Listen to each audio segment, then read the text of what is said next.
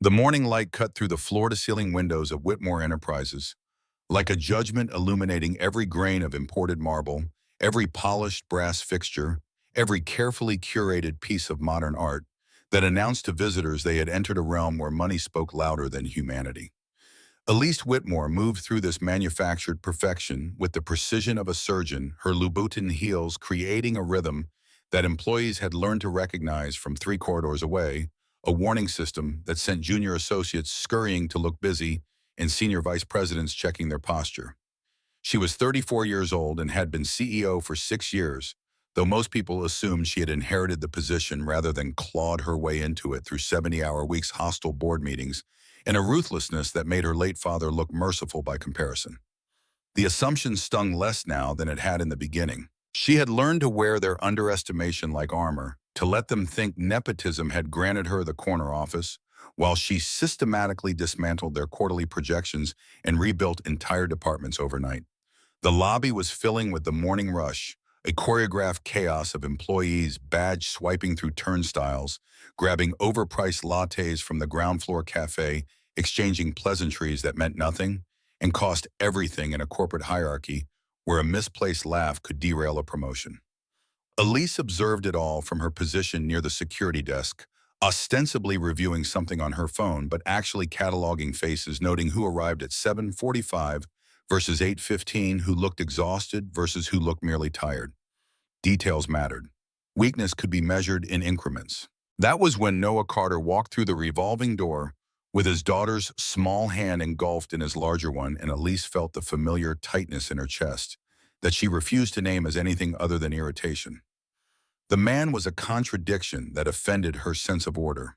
He worked in software engineering, commanded a respectable salary, possessed skills that had prevented 3 major system failures in the past 18 months alone. And yet he moved through the world with an almost deliberate disregard for appearances that suggested either profound confidence or profound stupidity. His coat was practical rather than tailored, purchased from somewhere that offered durability over designer labels. His shoes were clean but obviously old, the leather creased in ways that spoke of years of wear.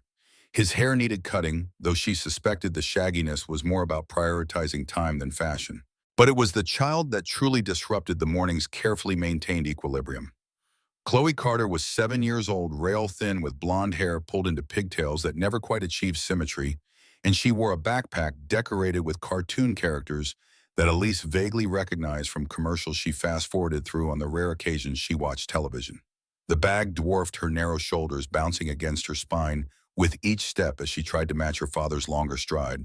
She was chattering about something Elise was too far away to hear the specifics, but the animated hand gestures suggested enthusiasm about a school project or a playground achievement, or whatever minutiae occupied the minds of children. Elise found her voice cutting through the ambient noise before she consciously decided to speak, the words emerging with the kind of casual cruelty she had perfected over years of board meetings where mercy was weakness and sentiment was suicide.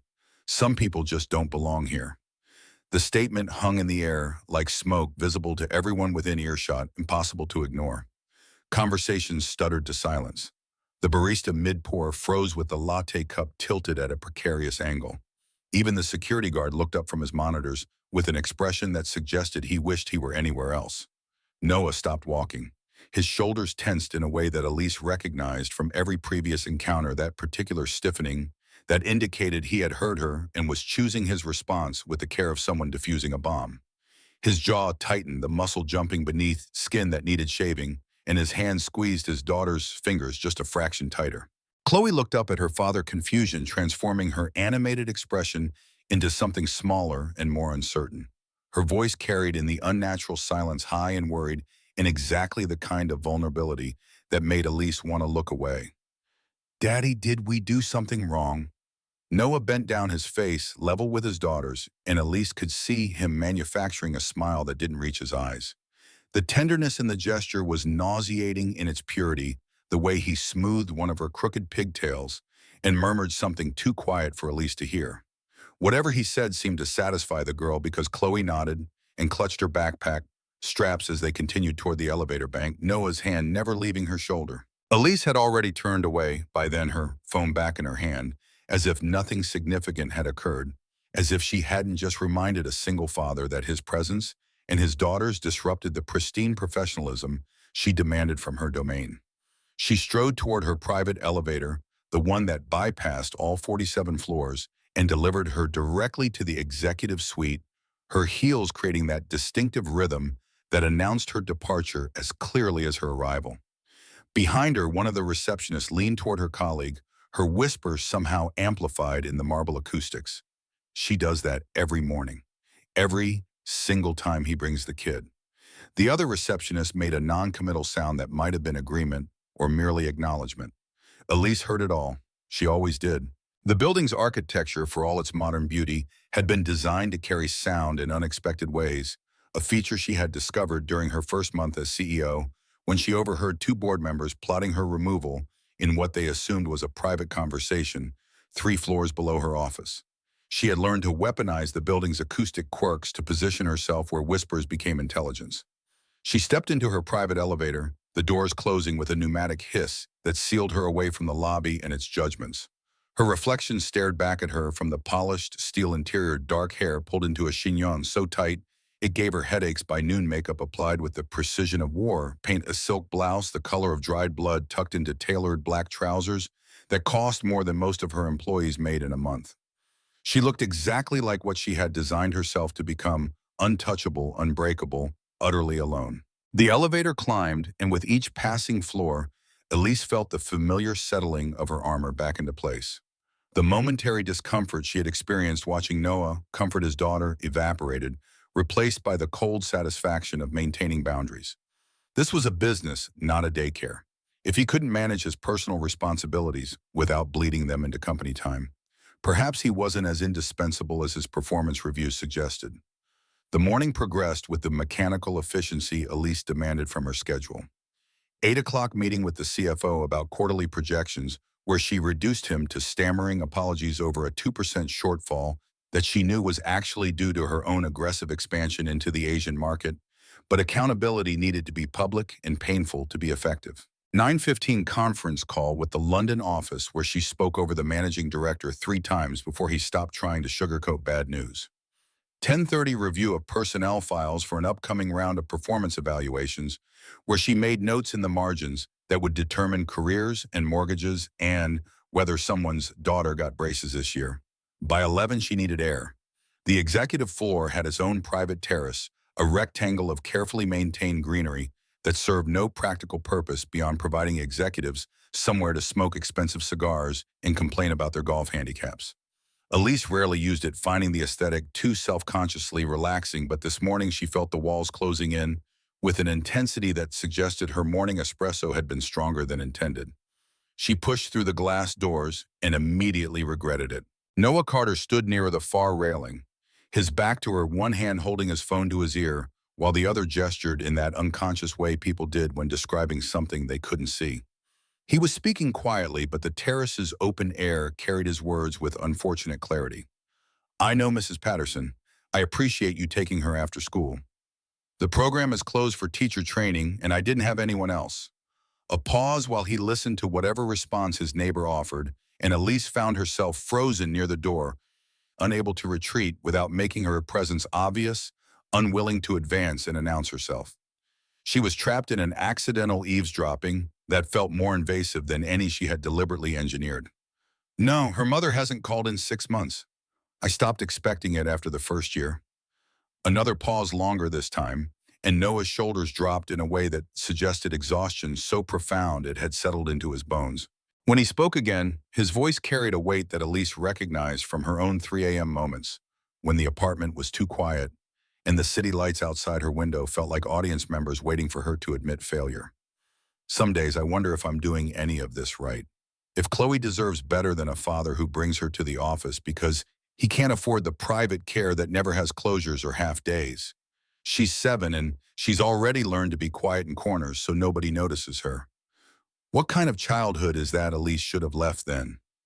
Every instinct she had carefully cultivated over the past decade screamed at her to retreat, to pretend she had never heard this moment of vulnerability, to maintain the careful distance between employer and employee that prevented complications and preserved hierarchy. But something kept her motionless. her hand still on the door handle, her breath shallow in her chest as she listened to this man confess his failures to a woman who probably baked him casseroles and told him that he was doing fine. "You're right," Noah continued, and now there was something almost like a laugh in his voice, though it carried no humor. "She is a great kid. Sometimes I think she's the only thing I've ever done that actually mattered." He ended the call, then lowering the phone and standing for a moment with his head bowed, his hand gripping the railing hard enough that his knuckles went white. Elise watched him gather himself, watched him physically straighten his spine and roll his shoulders back and reconstruct whatever persona he wore to survive his days in an office where the CEO mocked him in lobbies. She left before he could turn around and discover her presence slipping back through the door with a quietness that felt uncomfortably like cowardice. The afternoon brought its own particular torments. At 2, Elise had scheduled a department head meeting that devolved into the usual territorial disputes and budget complaints that made her wonder if evolution had somehow skipped middle management entirely. At 3:30, she found herself walking past the third-floor break room, where Chloe sat at a small table in the corner, her homework spread across the surface in careful organization that suggested her father had taught her systems for managing chaos. The girl was working through math problems, her tongue poking out between her teeth in concentration, her pencil gripped with the awkward intensity of someone still learning to control fine motor skills. She had positioned herself as far from the coffee machine and microwave as possible, clearly understanding that she needed to minimize her presence to become invisible in a space designed for adults taking hurried breaks between meetings. Elise paused in the doorway, watching this small person trying to disappear, and felt something uncomfortable twist in her chest that she refused to identify as guilt. The child wasn't bothering anyone. She was quieter than most of the employees who used this break room, who laughed too loudly at jokes that weren't funny and complained about workloads while spending 20 minutes debating fantasy football trades. "This is a workplace," Elise heard herself announce to no one in particular, though 2 junior analysts stood near the refrigerator with their lunches, and they immediately straightened at the sound of her voice. "Not an elementary school study hall." Chloe looked up, her blue eyes wide and startled, her pencil stilling mid-calculation. She didn't say anything, didn't defend her presence, or apologize for existing in a space that technically any employee could use during designated break periods. She just looked at Elise with that unfiltered directness children possessed before life taught them to guard their expressions. One of the analysts opened his mouth as if to speak, then apparently reconsidered the wisdom of contradicting the CEO. They both gathered their lunch containers and fled with the urgency of people escaping disaster, leaving Elise alone in the doorway with a 7-year-old who was now carefully gathering her homework with trembling hands. "You don't have to leave," Elise found herself saying, the words emerging before her executive brain could veto them. "Just keep the noise down." Chloe nodded, her pigtails bouncing, and bent back over her math worksheet with renewed focus that suggested she was pouring all her concentration into the numbers to avoid thinking about whatever had just happened. Elise stood for a moment longer, watching this child pretend she wasn't moments away from tears, before turning and walking back toward the elevator with a haste that felt like retreat.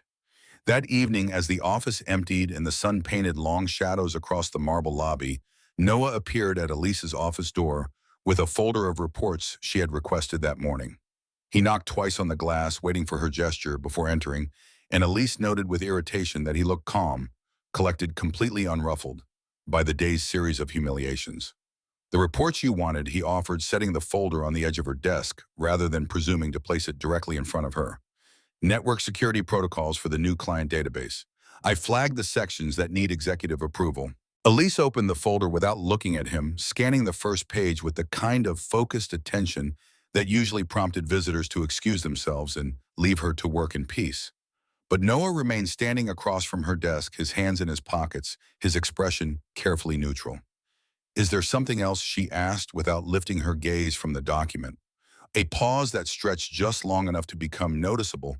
Then his voice came measured and even. "I'd appreciate it if you would direct your criticisms at me rather than my daughter. She's 7 years old.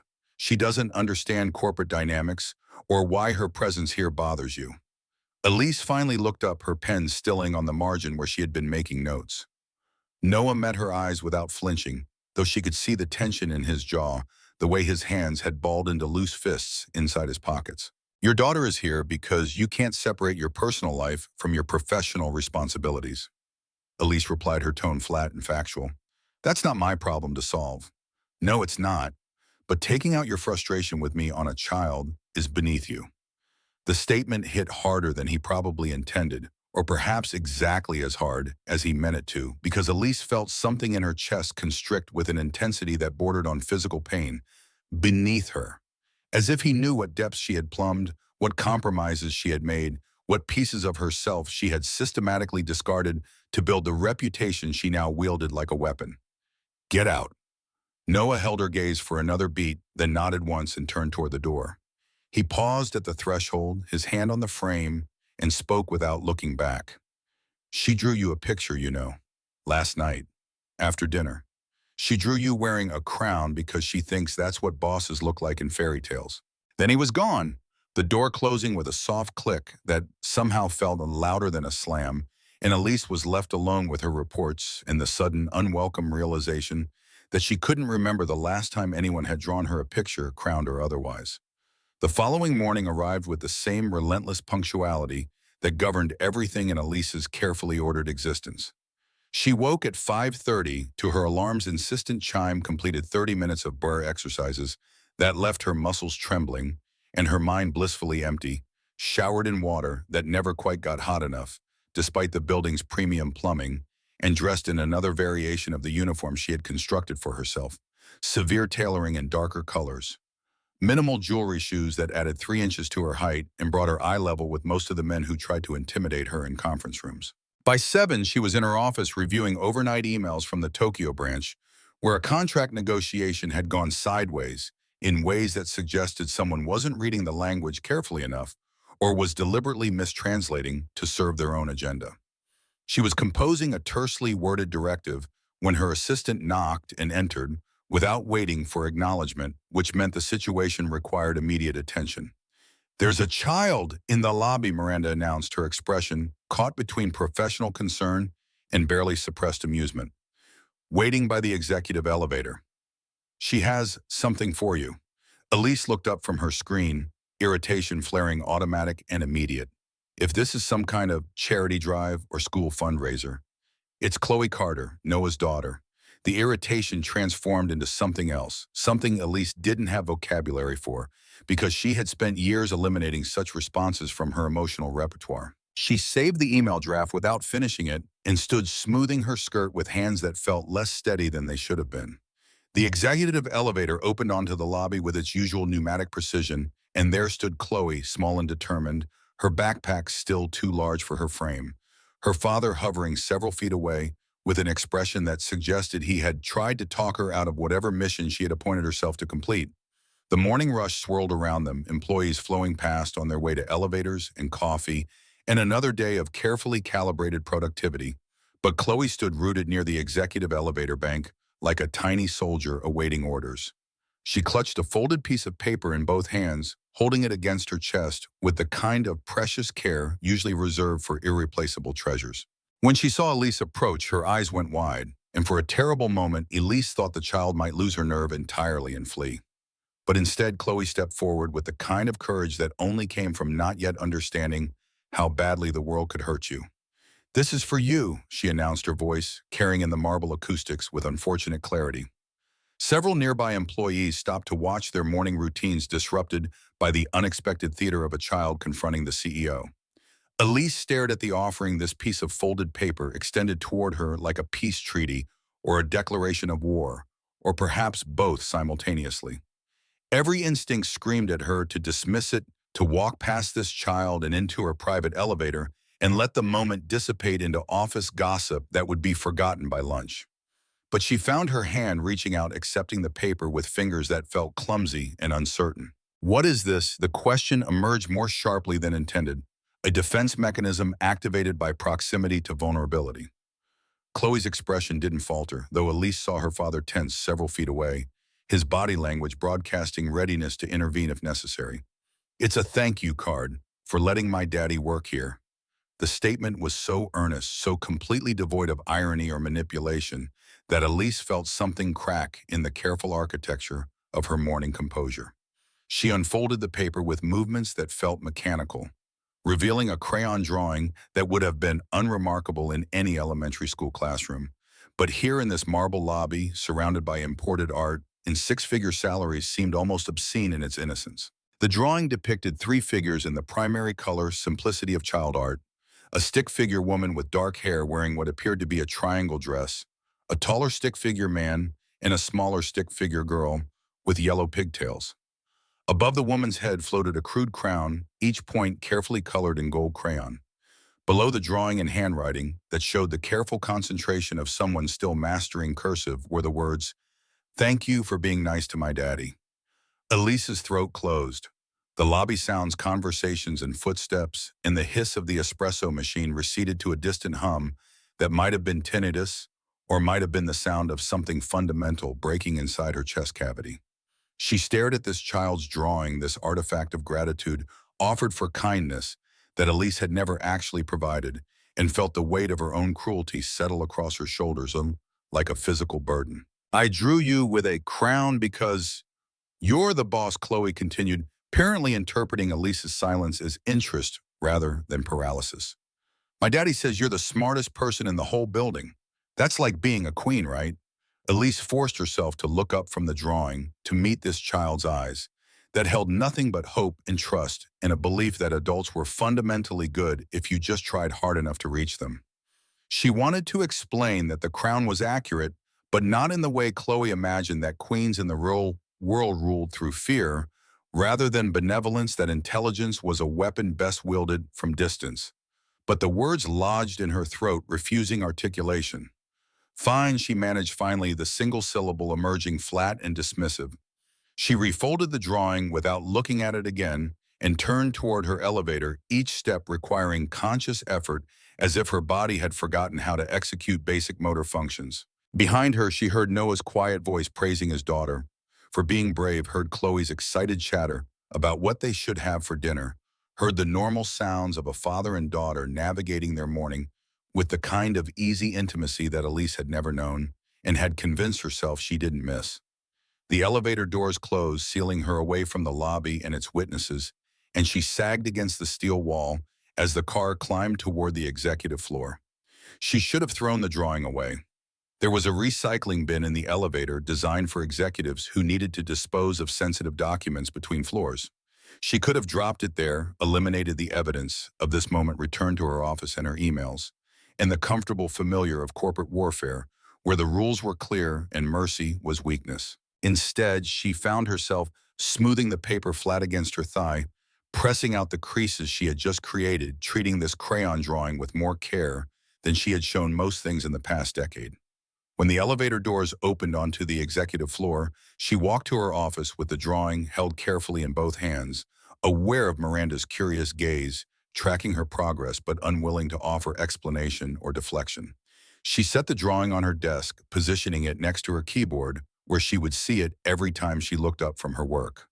The crude crown stared back at her, all gold crayon and childish optimism, a reminder of every way she had failed to earn the title this little girl had bestowed upon her. Elise sat in her chair and opened her laptop and tried to return her attention to the Tokyo negotiation that still required her intervention, but her eyes kept drifting back to the drawing, to the stick figure woman wearing a crown, to the words thanking her for kindness she had never shown. Outside her office, the morning progressed with its usual controlled chaos, phones ringing, keyboards clattering, the muted sound of conversations conducted at professional volumes. Inside her glass-walled sanctuary, Elise sat motionless, staring at a child's drawing and feeling the first tremors of something she had spent years suppressing, doubt that the person she had become was the person she actually wanted to be. The day continued with its relentless momentum, dragging Elise through meetings and decisions and the thousand small cruelties that corporate leadership demanded. But now every interaction carried an additional weight. Every curt email and dismissive comment felt like evidence being compiled against her in some cosmic tribunal, where a 7-year-old's drawing served as Exhibit A in the case for her inadequacy as a human being. At lunch, she ate alone in her office, as always, a salad from the executive dining room that tasted like expensive nothing, her eyes continually drawn to the drawing that she should have buried in a drawer, but had instead left prominently displayed where anyone walking past her glass walls could see it. Miranda knocked and entered at 1:15, carrying a stack of documents that needed signatures and wearing an expression that suggested she had questions she was too professional to ask. These need to be filed by 3, Miranda explained, setting the stack on the desk's corner, her gaze flickering to the drawing and then away with studied neutrality. Also, the board wants to schedule a review meeting for next week. Victor Hammond specifically requested attendance. Of course he did. Victor Hammond had been circling for months looking for any weakness he could exploit to justify a leadership change that would benefit his portfolio and his ego in equal measure. A board review meant scrutiny, meant defending decisions she had already defended 3 times, meant preparing for a battle where her opponents would smile while sharpening knives. Schedule it for Tuesday. Elise responded, reaching for her pen to begin working through the document stack. Morning session if possible. I want them tired and hungry when they start asking questions. Miranda made a note on her tablet, then hesitated in that way that indicated she was about to overstep the boundaries of executive assistant propriety. Permission to speak candidly, she asked, her voice dropping to a tone reserved for conversations that never officially happened. Elise looked up, pen stilling. That drawing. From the little girl this morning. People are talking. Of course they were. The office grapevine operated with the efficiency of any well-designed intelligence network, distributing information and speculation with equal enthusiasm. By now, every employee from the mailroom to the C-suite probably knew that the CEO had accepted a drawing from Noah Carter's daughter, and the various factions would be busy constructing narratives that fit their preferred interpretation of events. Let them talk, Elise replied, returning her attention to the documents. It's just a drawing, is it? Miranda asked, and there was something in her voice that made Elise look up again. Something that suggested her assistant saw more than Elise wanted visible. Because you've never displayed anything personal in your office before. Not in the 6 years I've worked for you. No photos, no mementos, nothing that suggests you exist beyond these walls. And now there's a child's drawing next to your keyboard. Elise felt defensive mechanisms activating, walls rising to protect the vulnerable spaces she preferred to keep armored against inspection. Your point. My point is that people are wondering if it means something. If you're softening, the word landed like an accusation, and Elise felt anger flash hot and immediate through her chest. Softening suggested weakness, suggested the careful persona she had constructed was cracking in ways that enemies like Victor Hammond could exploit. Softening meant vulnerability, and vulnerability meant destruction. Tell people to focus on their work instead of speculating about mine. Elise snapped her pen, attacking the first document with enough force to tear through the paper. And if anyone has concerns about my leadership, they can address them at next week's board meeting. Miranda nodded clearly, recognizing the dismissal, and retreated from the office with the practiced grace of someone who had learned to navigate her boss's moods through long experience. The door closed, leaving Elise alone with her signatures and her thoughts and the drawing that she should absolutely remove from her desk, but found herself unable to touch. She worked through the afternoon with grim determination, returning calls and reviewing reports and making decisions that would affect hundreds of lives in ways those people would never directly connect to her name. This was the power she had fought for, the influence she had sacrificed so much to achieve, the ability to shape outcomes, to redirect resources, to determine who succeeded and who struggled, based on assessments she delivered with clinical precision. But now every decision felt heavier, weighted with the awareness of consequences that extended beyond quarterly reports and stock prices.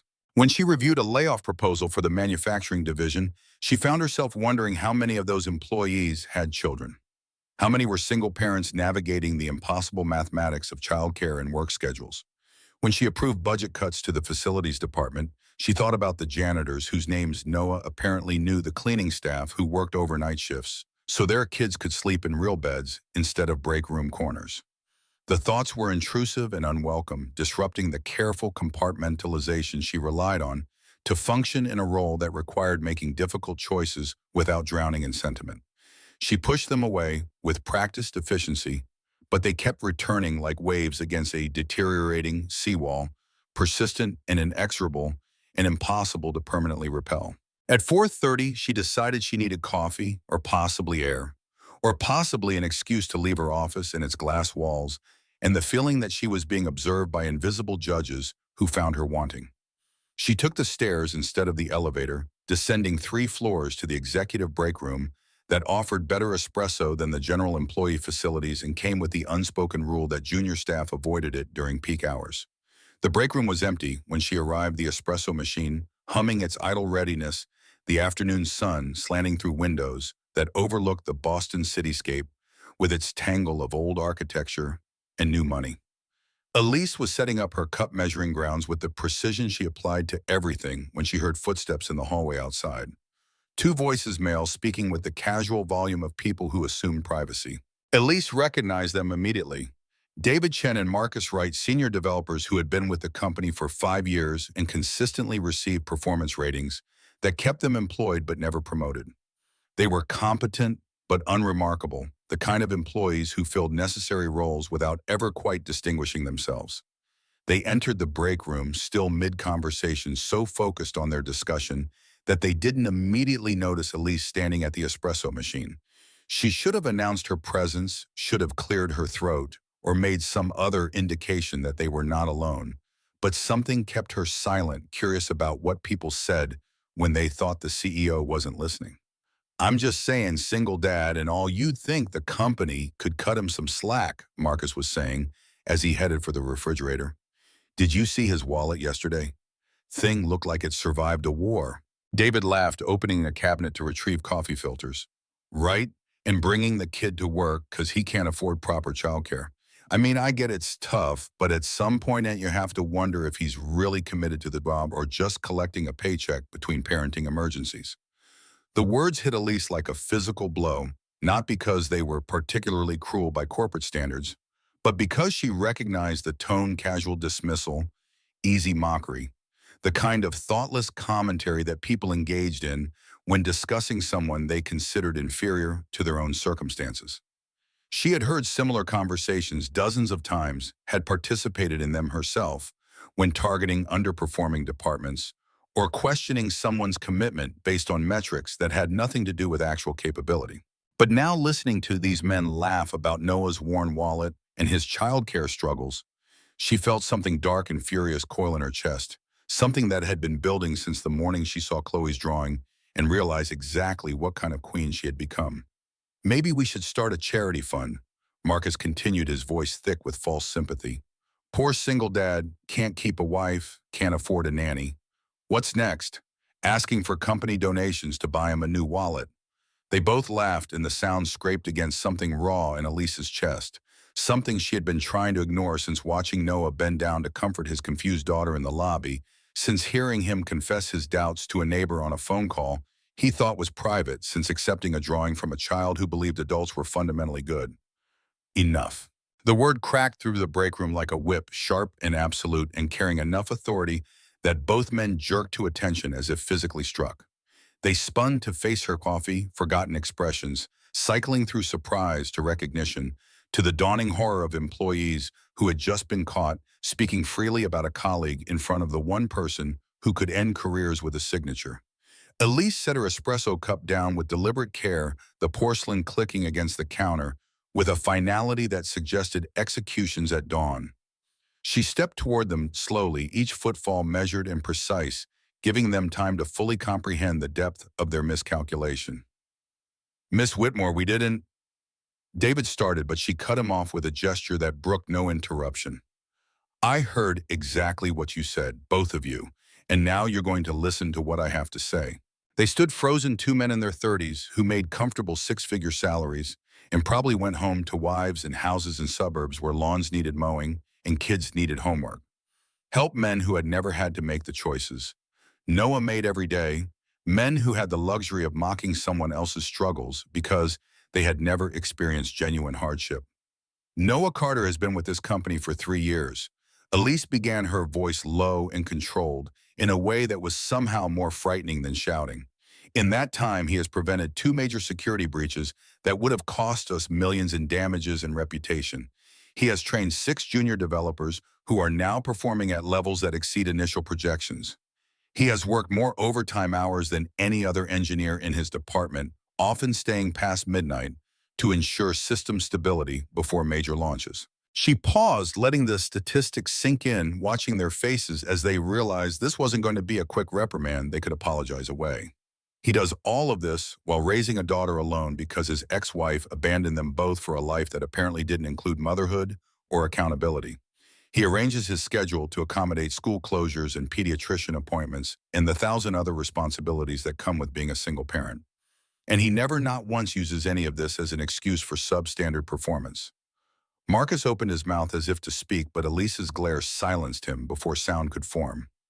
So when I hear two senior developers, men who have never demonstrated the kind of dedication or capability that Noah shows every day, mocking him for having an old wallet or needing flexible childcare arrangements, what I hear is a fundamental failure to understand what actual commitment looks like. The break room had gone silent, except for the hum of the espresso machine and the distant sound of traffic 40 floors below. David's face had gone pale while Marcus stared at his shoes with the intensity of someone hoping the floor would open and swallow him whole. If I ever, Elise continued, her voice dropping to something dangerous, hear either of you discussing a colleague's personal circumstances, again, not just Noah's, but anyone's, you will both be updating your resumes by end of day. We clear? Yes, ma'am, they said in unison, the response automatic and terrified. And Elise felt a dark satisfaction at their fear that she immediately hated herself for enjoying. Get back to work. They fled with the graceless haste of people escaping immediate danger, their coffee forgotten, their afternoon break abandoned, in favor of reaching the safety of their cubicles, where the CEO's wrath couldn't follow. Elise stood alone in the break room, her hands trembling with adrenaline and something else, something that felt uncomfortably like righteousness mixed with shame. She had defended Noah. Actually defended him not with the calculated political maneuvering she employed in board meetings, but with genuine anger at people who had dared to mock his struggles. She had weaponized her authority on his behalf, used the very power she typically reserved for corporate warfare to protect someone who had never asked for her protection and probably didn't want it. The realization made her feel simultaneously powerful and pathetic, strong and weak, like she had won a battle while exposing a vulnerability that enemies could exploit. She left her espresso cup on the counter unwanted now and returned to the stairs that would carry her back to her office and its glass walls and the drawing that stared at her with its crude crown and impossible expectations. The climb felt longer than the descent, each step requiring effort that suggested exhaustion beyond mere physical fatigue. When she reached her floor, she found Noah standing near her office door, talking to Miranda about something technical that required him to gesture at his tablet screen. He looked up when she approached, and their eyes met for a beat that stretched longer than casual acknowledgement, shorter than actual conversation. His expression was unreadable, carefully neutral in the way she recognized from every interaction they had ever had, but something in his posture suggested he knew what had just happened 3 floors below. Office gossip moved at the speed of light, and traumatized developers probably couldn't resist sharing the story of their humiliation at the CEO's hands, not realizing or perhaps not caring that Noah would inevitably hear about it. Miss Whitmore, he said, his voice level and professional.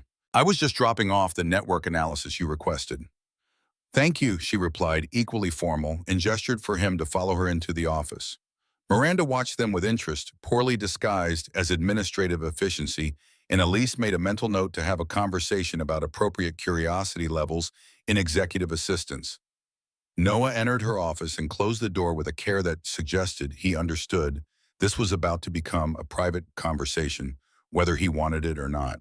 He stood across from her desk, hands in pockets, waiting for her to speak first, which she appreciated because she had no idea what she actually wanted to say. I heard about what happened in the break room, he finally offered when the silence stretched too long. David sent an apologetic email about 15 minutes ago. Very thorough, lots of capitalized words like regret and inappropriate. Elise circled her desk and sat suddenly exhausted by the day and its emotional landmines, by the constant effort of maintaining personas that felt increasingly like ill-fitting clothes. They were out of line. Yes, they were. Noah's voice remained even, giving nothing away. But you didn't have to defend me. The statement hung between them, not quite accusation, not quite gratitude, just observation of a fact that they both recognized as departure from their established pattern. Elise looked at him, really looked at him for perhaps the first time since he started working at Whitmore Enterprises, seeing past the worn coat and the too long hair, to the person who came to work every day and did his job with quiet competence and raised his daughter with a devotion that Elise had spent weeks mocking. No, she admitted finally, I didn't have to, but I wanted to. The confession emerged more honestly than intended, stripping away the corporate justifications and political reasoning she could have offered in favor of raw admission. Noah's expression flickered something passing through his eyes that might have been surprise or confusion or the beginning of understanding that their dynamic had shifted in ways neither of them had consciously chosen. Why the question was gentle, genuinely curious rather than challenging. Elise looked at the drawing on her desk at Chloe's careful crayon work and her earnest gratitude for kindness that Elise hadn't earned and felt something crack wider in her carefully maintained armor. Because they were wrong about you, about your priorities, about what commitment actually looks like. She paused, choosing her next words with the care of someone navigating a minefield. And because I'm tired of people thinking cruelty is the same thing as strength. Noah was quiet for a long moment, studying her with an intensity that made her want to look away, but stubbornly refusing to give him that satisfaction. When he finally spoke, his voice carried a warmth she wasn't expecting. Thank you for defending me even if I didn't ask for it, even if it probably made your day more complicated. It always makes my day more complicated, Elise replied, but there was no edge to the words, just tired acknowledgement of truth. Your presence here has been a complication since the day you started bringing your daughter through the lobby. I know. Noah's smile was small and sad and somehow kind despite everything. I'm sorry about that. Don't be, she found herself saying, and meant it more than she wanted to examine. Your daughter drew me wearing a crown. That's more credit than I've earned in a long time. He nodded as if this made perfect sense, as if they weren't two people who had spent months in a dynamic of criticism and stoic acceptance that should have precluded this kind of conversation. Then he reached into his tablet case and withdrew another piece of folded paper, this one obviously newer, the creases fresh. She made you something else, he said, setting it on her desk next to the drawing already there. Last night after the first one, I told her you probably wouldn't want another picture, but she was very insistent that you needed this one specifically. Elise stared at the folded paper like it might detonate, then carefully picked it up and opened it. This drawing showed two stick figures, one tall with dark hair and a crown, one small with blonde pigtails, holding hands beneath a sun with a smiley face. Below in Chloe's careful printing, friends. The word hit harder than any board meeting, criticism, any stockholder challenge, any calculated insult Victor Hammond had ever delivered. Friends with a question mark, as if this 7-year-old understood that friendship required consent, required choice, required both parties to want the connection. Elise felt tears threatening and forced them back through sheer discipline, refusing to cry in front of an employee over a child's drawing, no matter how directly it targeted every defense she had built against exactly this kind of vulnerability. Tell her yes, Elise whispered, and her voice came out rougher than intended. Tell her I'd like that very much. Noah smiled, then a real smile that transformed his tired face into something almost beautiful, and Elise understood with sudden clarity why his daughter loved him so fiercely, why he inspired loyalty from subordinates who worked overtime without complaint, why people who barely knew him spoke his name with respect. I'll tell her, he promised. Fair warning though, once you agree to be Chloe's friend, you're committed. She takes these things very seriously. I imagine she does, Elise replied, and found herself smiling back despite everything, despite the day and the confrontation and the way her careful world was being systematically dismantled by a 7-year-old with crayons and impossible faith in human goodness. Noah left, then closing the door quietly behind him, and Elise was alone with two drawings that she positioned side by side on her desk, like evidence in a trial where she served as both defendant and jury. She stared at the stick figures and their crude crowns and their question mark friendship, and felt something fundamental shifting in her understanding of what strength actually meant. The office continued its evening wind-down around her people, leaving for commutes and dinner plans and lives that extended beyond these walls. Miranda knocked to ask if she needed anything else, received a headshake, and departed with a knowing look that Elise was too tired to decipher. The sun sank lower, painting the city in golds and reds that suggested endings and beginnings in equal measure. Elise worked late as always, responding to the Tokyo emails that had accumulated during her day, preparing notes for next week's board review that would determine whether Victor Hammond's maneuvering had gained enough traction to threaten her position. But between each task, her eyes drifted to those drawings, and each time she felt a little more of her certainty eroding, a little more of her carefully constructed persona revealing itself as costume rather than character. At 9, she finally gathered her things and prepared to leave.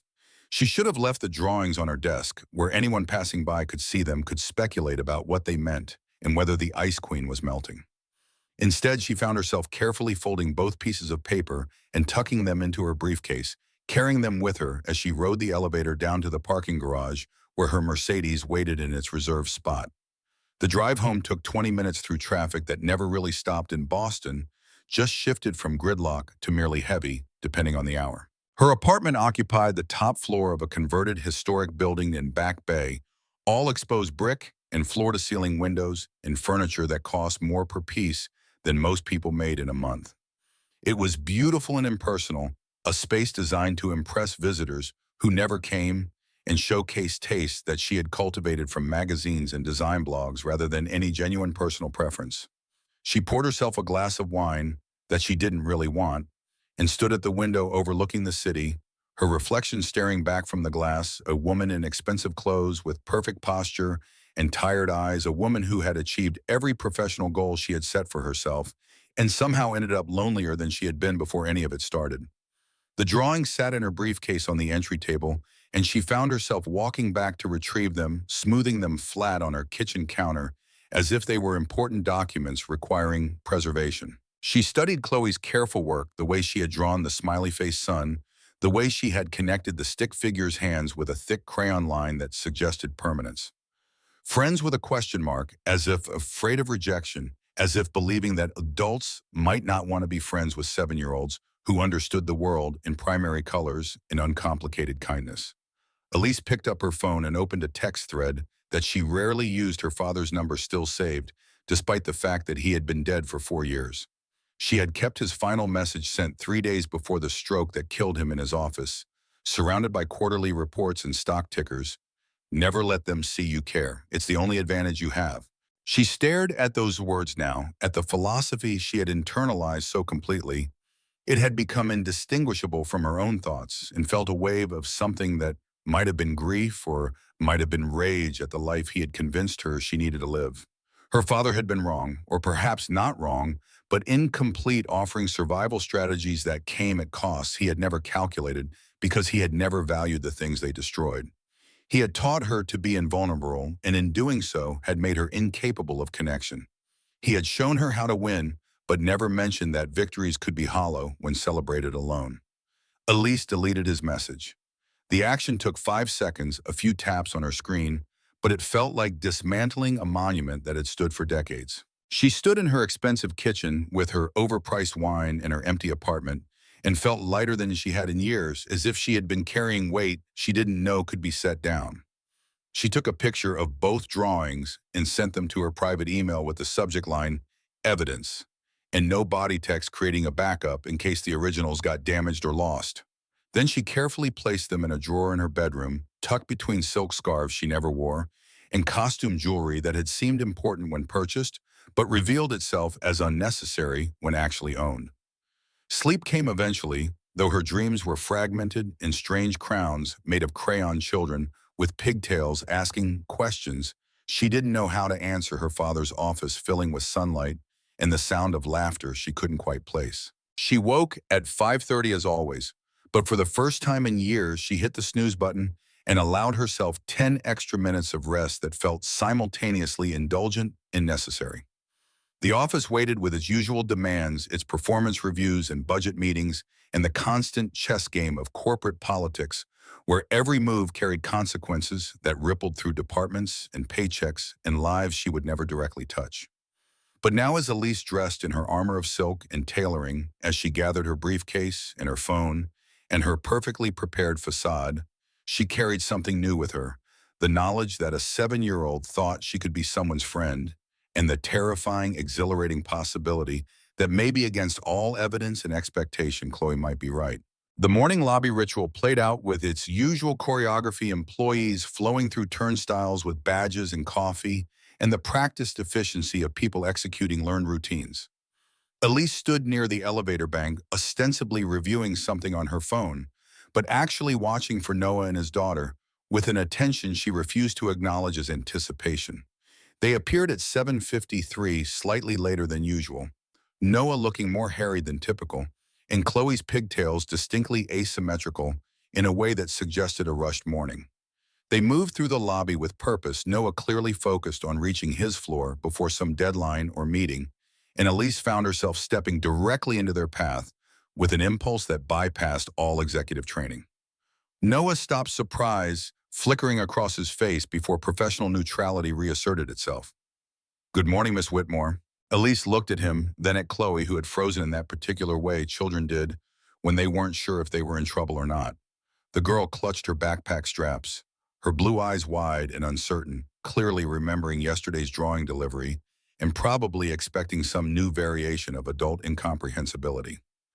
"Good morning," Elise replied, and then did something she hadn't done in 6 years as CEO. She crouched down, bringing herself to Chloe's eye level, despite the fact that her skirt was too tight for this kind of movement, and her heels made balance precarious. "I received your second drawing, the one with the question." Chloe nodded, her expression caught between hope and fear. Elise held out her hand, palm up, an offering and an invitation. "Yes," she said simply. "Friends." For a moment, nothing moved except the normal flow of lobby traffic around them, employees giving them space and curious looks in equal measure. Then Chloe's face split into a grin, so wide and genuine that Elise felt something in her chest expand to painful proportions, and the little girl placed her small hand in Elise's larger one with a trust that felt both precious and terrifying. "Really?" Chloe asked, as if needing verbal confirmation of what had just been physically demonstrated. "Really," Elise confirmed and squeezed the small hand gently before releasing it and standing with considerably less grace than she had achieved in the descent. Noah was staring at her with an expression she couldn't quite interpret, surprise mixed with something that might have been gratitude or might have been concern that his daughter was getting attached to someone who had spent months demonstrating exactly how cruel authority could be. "Thank you," he said quietly, and Elise knew he meant for more than just this moment, meant for the drawing she had kept, in the defense she had offered, and the small gesture of friendship she had just extended to a 7-year-old who deserved kindness from adults who were supposed to know better. "Don't thank me yet," Elise replied, but there was no edge to it, just tired honesty. "I'm not very good at this." "None of us are," Noah said. "We just keep trying anyway." They stood for another beat in the lobby, three people caught in a moment that felt simultaneously too exposed and exactly right, before Chloe tugged on her father's hand and reminded him they needed to get to his office before her homework hour started. Noah nodded, offered Elise a small smile that she found herself returning, and they continued toward the elevators, while Elise stood alone again, watching them go and feeling like she had just made a choice that couldn't be unmade. Miranda was waiting when Elise reached her office, holding the morning schedule and wearing an expression that suggested she had witnessed the lobby interaction and had opinions about it that would eventually find their way into conversation. "Your 8 o'clock is here early," Miranda announced. "Also, Victor Hammond call on. He wants to move up the board review to Thursday instead of Tuesday. Says he has new information that requires immediate discussion." Of course he did. Victor had probably heard about yesterday's break room defense, had probably already constructed a narrative about how the CEO's judgment was being compromised by inappropriate personal entanglements with subordinates. The board review would be a bloodbath, questions about professional boundaries and leadership compromised by sentiment, and Elise would need to defend her position while simultaneously explaining why she had publicly berated two senior developers for mocking an engineer's personal circumstances. "Thursday is fine," Elise replied, settling behind her desk where the space where the drawings had sat now felt conspicuously empty. "And Miranda, clear my schedule for lunch today. I need to do something." The assistant made a note, her eyebrows rising in surprise because Elise never cleared her schedule for anything that wasn't a crisis requiring immediate intervention. "May I ask what for?" Elise looked at the empty space on her desk, then at her assistant, who had served her with efficiency and discretion for 6 years and probably deserved occasional honesty. "Research," she said. "Into being a better person? I assume there are books or articles or something." Miranda's expression cycled through confusion to recognition to something that might have been hope or might have been concern. She nodded once, made another note, and retreated from the office to rearrange the day's appointments around whatever personal crisis her boss was experiencing. Elise turned to her computer and opened a browser and typed into the search bar, "How to be someone a child wants as a friend." The results were predictably useless parenting blogs and advice columns that assumed familiarity with childhood development and emotional availability that she had systematically eliminated from her skill set. She closed the browser and sat staring at her blank screen, feeling foolish and determined in equal measure. Her phone buzzed with a text from an unknown number. She almost ignored it, but something made her open the message. It was a photo of Chloe at a small desk bent over a coloring book, her tongue poking out in concentration. Below the image, "First day of being your friend. She wanted you to see she's being good." Noah, Elise stared at the photo for a long moment at this child who had somehow decided that the woman who mocked her father deserved friendship and second chances and crayon drawings with question marks. She saved the image to her phone, then typed a response that took 3 attempts to get right. "Tell her she's doing excellent work and thank you for sending this." The response came almost immediately. "She says you should come to dinner sometime. Fair warning, it's usually mac and cheese." Elise found herself smiling at her phone like a teenager receiving attention from a crush, then immediately felt ridiculous for the comparison. This wasn't a crush. This was a 7-year-old extending an invitation and her father being polite enough to relay it. Nothing more complicated than that. Except it was more complicated because Noah could have ignored his daughter's request, could have explained that CEOs didn't come to dinner at employees' apartments, could have maintained the professional boundaries that Elise herself had spent months enforcing through mockery and criticism. Instead, he was extending the invitation as if he actually believed she might accept it, as if he thought she deserved a place at his table despite everything.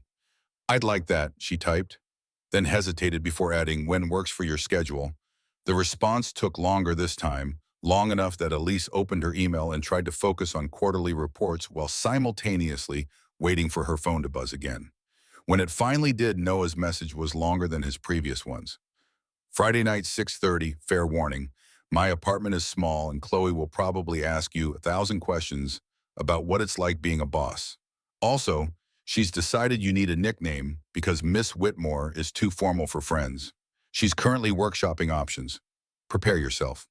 Elise read the message 3 times, parsing it for hidden meanings or corporate politeness, masking reluctance, but found only straightforward invitation and gentle humor. She was being invited into their lives not as CEO or authority figure, but as something approaching a friend, and the prospect terrified her more than any hostile board meeting or shareholder challenge ever had.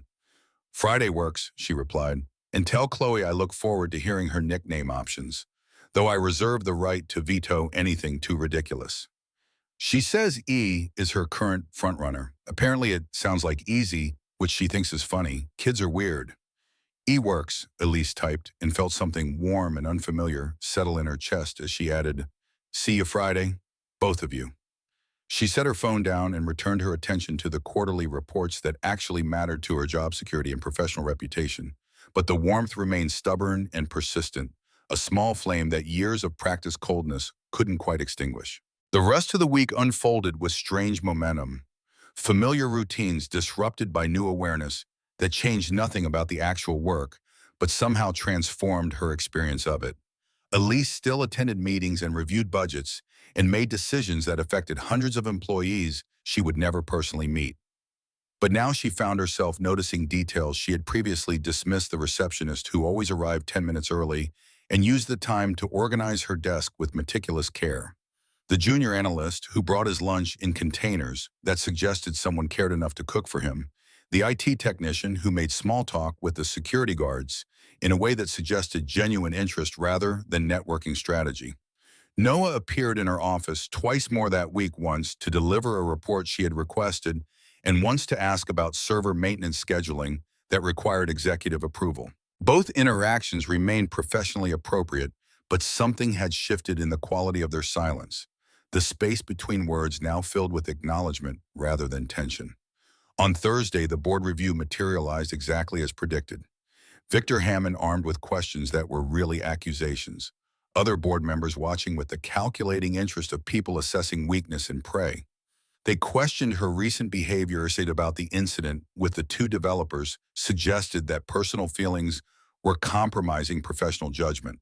Elise sat at the head of the long conference table and answered each question with clinical precision, providing context and performance metrics that demonstrated Noah Carter's value to the company while carefully avoiding any defense that could be interpreted as emotional attachment. She acknowledged that her rebuke of the two developers had been sharp, but maintained it was appropriate given their violation of company policies regarding workplace respect. She presented data showing that flexible scheduling for parents single or otherwise improved retention and productivity. She turned every attack into an opportunity to demonstrate exactly why she remained the best person to lead Whitmore Enterprises into its next phase of growth. By the time the meeting concluded, Victor looked frustrated rather than triumphant, and the other board members seemed satisfied that no immediate crisis existed. Elise gathered her materials and left the conference room with her reputation intact and her position secure at least for another quarter. But she felt no satisfaction in the victory, only a hollow exhaustion that came from defending herself against attacks that were technically groundless but philosophically accurate. She was changing her judgment, was being influenced by personal considerations. The armor she had built was developing cracks that could eventually become structural failures. The question was whether those cracks represented damage or growth, weakness or evolution. That night alone in her apartment with expensive wine and cheap takeout, Elise pulled out her phone and looked at the photo Noah had sent of Chloe coloring. The child's concentration was absolute, her small hand gripping the crayon with determination that suggested this wasn't just entertainment, but important work. Elise found herself wondering what it felt like to care about something that much, to throw yourself into an activity with no concern for appearances or outcomes, to exist in a moment without calculating its value against future goals. She couldn't remember the last time she had felt that kind of pure engagement with anything. Maybe before her father's lesson, before James's betrayal, before she understood that authenticity was a luxury afforded only to people who didn't have enemies waiting for moments of vulnerability. Friday approached with an inevitability that felt both welcome and terrifying. Elise caught herself thinking about it during meetings, wondering what to bring to dinner at a single father's apartment, whether she should dress down from her usual executive uniform or whether that would seem like she was trying too hard. She had never been good at casual, had spent so many years perfecting corporate presentation that she wasn't sure she remembered how to be a person who simply showed up at someone's home without agenda or armor. She left the office at 5:30 early enough that Miranda actually looked startled and asked if everything was all right. Elise assured her that nothing was wrong, everything was fine, she simply had plans that required leaving at a reasonable hour for once. Miranda's expression suggested deep skepticism, but professional restraint, and Elise escaped before her assistant could ask follow-up questions that would require explanations she wasn't prepared to provide. At home, she showered and changed into dark jeans and a cashmere sweater that had cost a fortune but looked deceptively simple, a compromise between approachability and her inability to actually wear anything that came from a normal retail store. She stood in front of her bathroom mirror and stared at a version of herself she barely recognized. No power suit, no severe hairstyle, just a woman in jeans about to have dinner with people who had somehow decided she deserved their friendship, despite overwhelming evidence to the contrary. She arrived at Noah's building at exactly 6:29, having circled the block twice to avoid being either early or late, and found herself standing outside a converted brownstone in a neighborhood that straddled the line between working-class stability and gentrification's leading edge. The building had character but needed updating, the kind of place where plumbing was reliable, but aesthetics were secondary to functionality. Elise climbed to the third floor and knocked on apartment 3B with a hand that trembled slightly, then felt ridiculous for being nervous about dinner with a 7-year-old. The door opened immediately as if Chloe had been waiting on the other side, and the little girl beamed up at her with gap-toothed enthusiasm. You came." The nickname sounded natural in Chloe's voice, transforming from potential joke into simple fact, and Elise found herself smiling as she stepped into an apartment that was perhaps a third the size of her own and somehow infinitely warmer. The space was cluttered but clean, toys organized in bins along one wall, Furniture that looked comfortable, rather than curated walls decorated with Chloe's artwork, in frames that suggested Noah took his daughter's creative output seriously enough to display it like gallery pieces. Noah appeared from what must have been the kitchen wearing jeans and a t-shirt that revealed he had actual arm muscles beneath his usual work clothes, and offered her a smile that held no trace of the wariness she was accustomed to seeing in his expression. "Welcome," he said. Fair warning, the mac and cheese is from a box, but Chloe insisted on adding her own special touches, so there might be hot dogs cut into octopus shapes. "Special touches make it gourmet," Elise replied, surprising herself with the ease of the response, and followed them into a kitchen that could barely fit 3 people, but somehow felt exactly the right size for what was happening. Dinner was chaos and laughter and questions that came rapid fire from a child who apparently believed every adult was fascinating and deserved thorough investigation. Chloe wanted to know what Elise's favorite color was. She said blue, though she wasn't sure she'd ever actually considered the question whether she had any pets. No, her apartment didn't allow them, which was probably for the best, given her work schedule. What her favorite food was. She hesitated before admitting she genuinely enjoyed the overly fancy French restaurant near her office, and Chloe declared they should go there together sometime, because friends did that sort of thing. Noah mostly watched, occasionally interjecting to remind his daughter to chew before talking, or to gently redirect when questions became too personal. But Elise found herself answering, honestly, dropping the careful corporate phrasing she usually employed in favor of responses that Chloe could actually understand. After dinner, Chloe insisted on showing Elise her room, which was barely large enough for a twin bed and a small desk, but was decorated with the kind of enthusiasm that suggested space limitations couldn't contain personality. Posters of cartoon characters covered one wall, a solar system, mobile hung from the ceiling, and more drawings covered every available surface.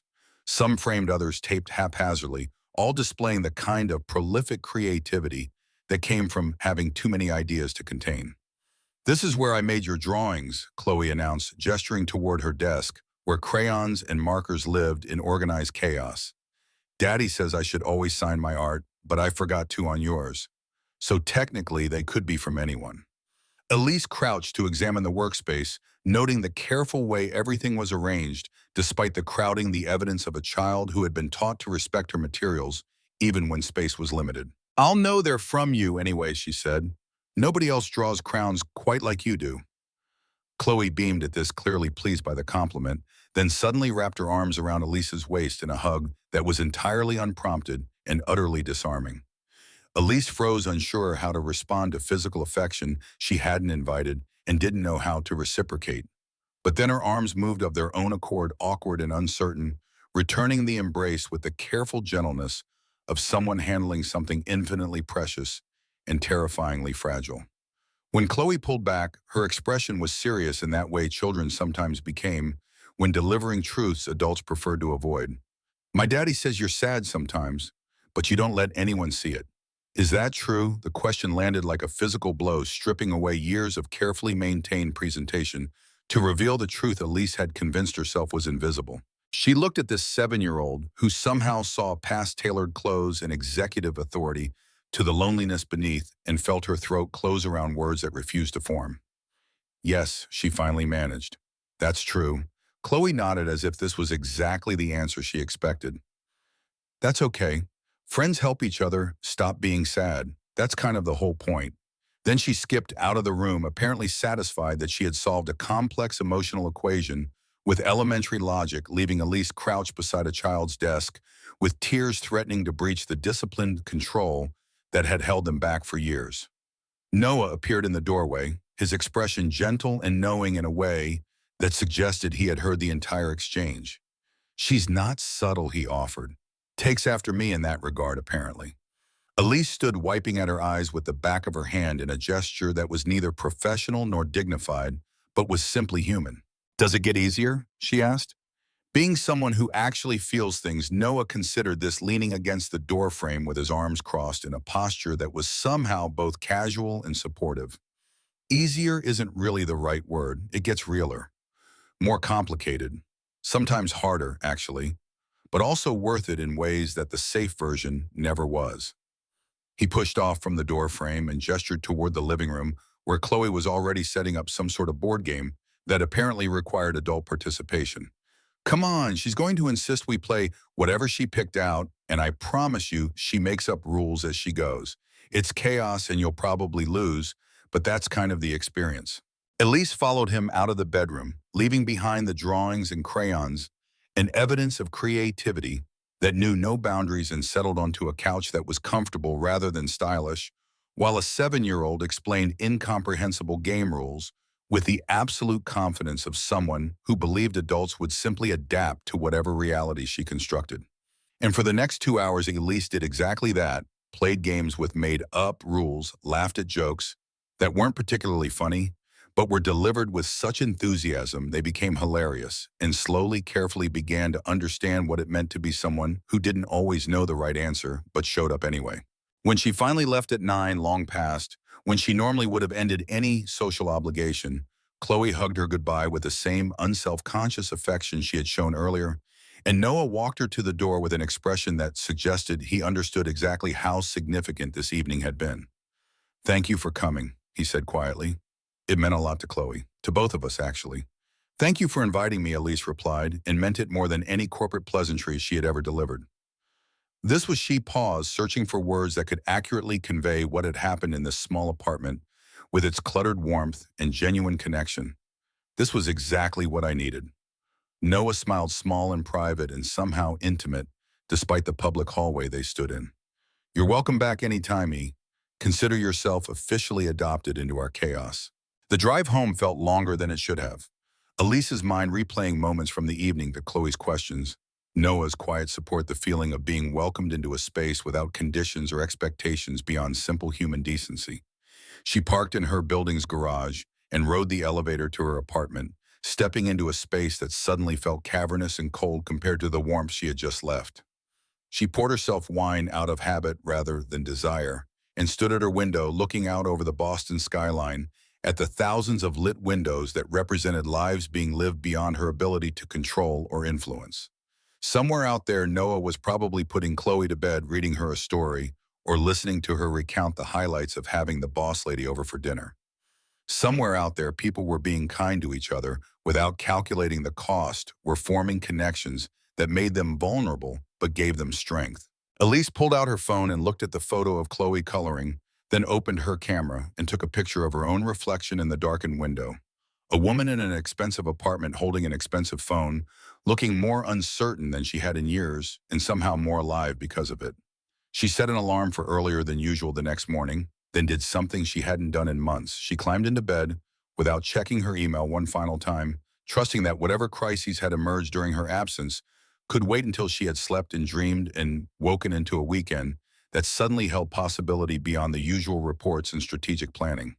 Sleep came easier than expected, and with it dreams that were gentle rather than anxious, filled with crowns made of crayon and laughter that needed no corporate justification. When morning came, Elise woke with a clarity that felt like emerging from underwater. After holding her breath so long, she had forgotten what air tasted like. She had spent years building armor to protect herself from exactly the kind of vulnerability that Noah and Chloe represented. She had convinced herself that distance was strength, that caring was weakness, that the only way to survive in a world designed to exploit emotion was to eliminate emotion entirely. But lying in bed as early light filtered through expensive curtains, Elise finally admitted what she had been fighting. Since the moment a 7-year-old extended a drawing and asked if they could be friends, she had built her armor so well that she had trapped herself inside it, had become so proficient at not feeling that she had forgotten what feelings were for. The answer to Chloe's question, could they be friends, was yes. But answering yes meant accepting that friendship required vulnerability, required showing up as someone real rather than someone performing competence. It meant risking the kind of hurt that came from caring about people who could leave, could disappoint, could discover that the person beneath the title wasn't worth knowing after all. It was terrifying. It was necessary. It was perhaps what she had been searching for in every hostile board meeting and aggressive acquisition, every night spent alone in an apartment designed to impress people who never visited evidence that she was more than the cruelty her father had taught her to weaponize, more than the lessons learned from a man who paid someone to betray her and called it education. Elise got out of bed and began her morning routine, but something had fundamentally shifted. The person who moved through expensive rooms and prepared for another day of corporate warfare was still the CEO, still capable of the decisiveness and strategic thinking that her position required.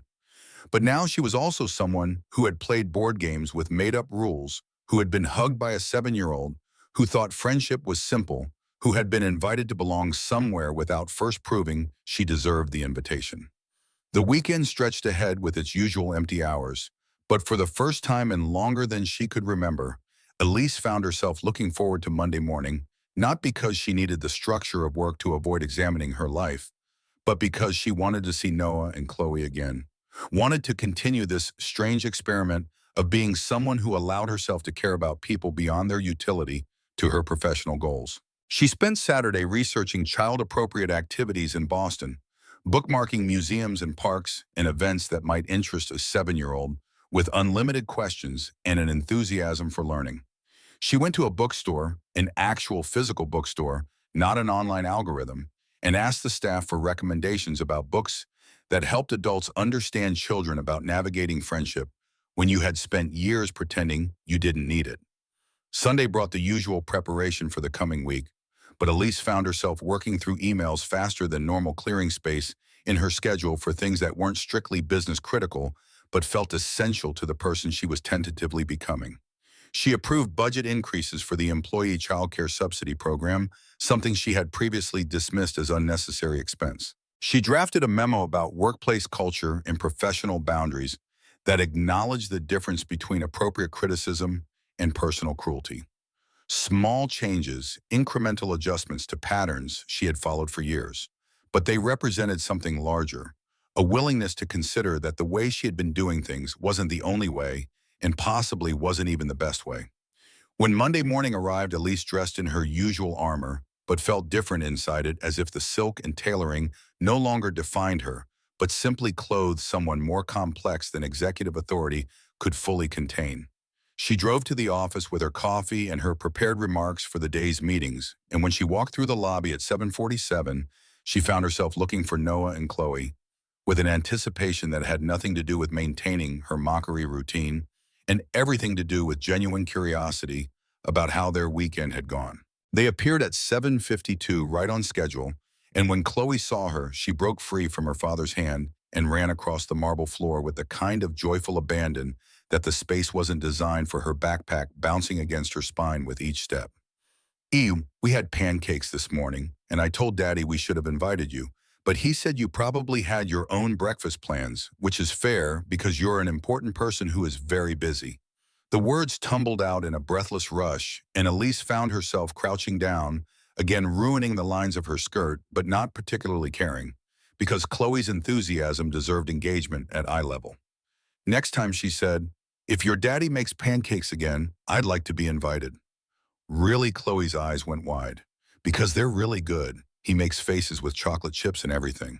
Really, Elise confirmed, and looked up to find Noah watching them with an expression that held something warm and complicated and possibly hopeful. They stood in the lobby like that for a moment, CEO crouched before an excited 7-year-old single father, watching his daughter interact with the woman who had spent months making his professional life difficult, and Elise felt the strange certainty that this was a beginning, rather than an ending, that whatever came next would be messy and complicated and absolutely worth the vulnerability it required. Around them, the office continued its Monday morning ritual, employees flowing past with coffee and deadlines and the careful navigation of corporate hierarchies. But in this small pocket of marble floor, something different was happening. Friendship without conditions, connection without calculation. Three people figuring out how to be human together in a space designed for business rather than belonging. Elise stood her knees protesting the movement and offered Chloe a smile that felt genuine rather than tactical. "Have a good day at school," she said. "And remember, friends tell each other about their adventures. So next time I see you, I want to hear all about what happened today." Chloe nodded seriously as if accepting an important mission, then grabbed her father's hand and headed toward the elevators, while Elise watched them go with something warm settling permanently in her chest. The day progressed with its usual demands, but Elise found herself handling them differently, still decisive, still strategic, but with an awareness that every decision affected actual people with actual lives that extended beyond quarterly projections. When she reviewed the layoff proposal that had been sitting on her desk for weeks, she didn't reject it entirely but demanded more specific information about retention options, about whether transfers were possible, about what resources existed to help people transition if cuts proved necessary. When Miranda brought her lunch, Elise actually thanked her by name and asked about her weekend, and her assistant looked so startled by the personal question that Elise made a mental note to examine exactly what kind of boss she had been. That common courtesy registered as surprising. At 3, a commotion outside her office drew her attention. Through the glass walls, she could see a small crowd gathering near the break room, voices raised in what sounded like celebration or possibly alarm. Elise stood and walked toward the noise, her heels clicking against marble as she moved through the curious employees who parted to let her pass. In the break room, Noah stood near the counter with Chloe, and the child was holding a paper that she kept waving at her father while practically vibrating with excitement. "But Daddy, it's an A+. Mrs. Henderson said, "My handwriting is improving and everything." Noah was laughing, that warm, genuine sound that Elise had heard Friday night, and he scooped his daughter into a hug that lifted her feet off the ground. "I'm so proud of you, Chloe Bear. You worked really hard on that assignment." "I know. And that's why we should celebrate. And E should celebrate with us because she's our friend, and friends celebrate together." The logic was flawless, and Elise found herself speaking before consciously deciding to intervene in this moment. "What are we celebrating?" All faces turned toward her, the other employees looking various degrees of startled that the CEO had appeared during what was clearly a personal family moment. But Chloe just beamed and held up her paper for Elise to see. "I got an A+ on my creative writing assignment. We had to write about someone we admire, and I wrote about you and Daddy." Elise accepted the paper with hands that weren't quite steady, scanning the large, uneven print that described a boss lady who wore crowns and a daddy who made the best pancakes, and how together they were teaching her about being brave and kind at the same time. The writing was charming in its simplicity, honest in ways that professional communication never achieved, and completely devastating in its assumption that Elise deserved to be admired at all. "This is wonderful, Chloe," she managed, her voice rougher than intended. "Your teacher was right, your handwriting is getting much better. And you don't even have to try to read it." Chloe's enthusiasm knew no limits. "Usually adults have to squint and ask what words are, but you just read it straight through, which means I'm really improving." The gathered employees were still watching, though some had begun to drift away once they realized no actual crisis was occurring. But Elise caught whispers, saw glances exchanged that suggested this moment would join the office gossip circulation with speed and speculation she couldn't control. She didn't particularly care. "This deserves proper celebration," she announced, still holding the paper like it was a document of actual importance. "Ice cream sounds appropriate for an A+. Really?" Chloe bounced on her toes. Right now," Elise confirmed and looked at Noah with a question in her expression that she hoped he could decipher. "Is this okay? Am I overstepping? Am I doing this friendship thing correctly?" Noah's smile suggested she was doing just fine, and he pulled out his phone to check his schedule.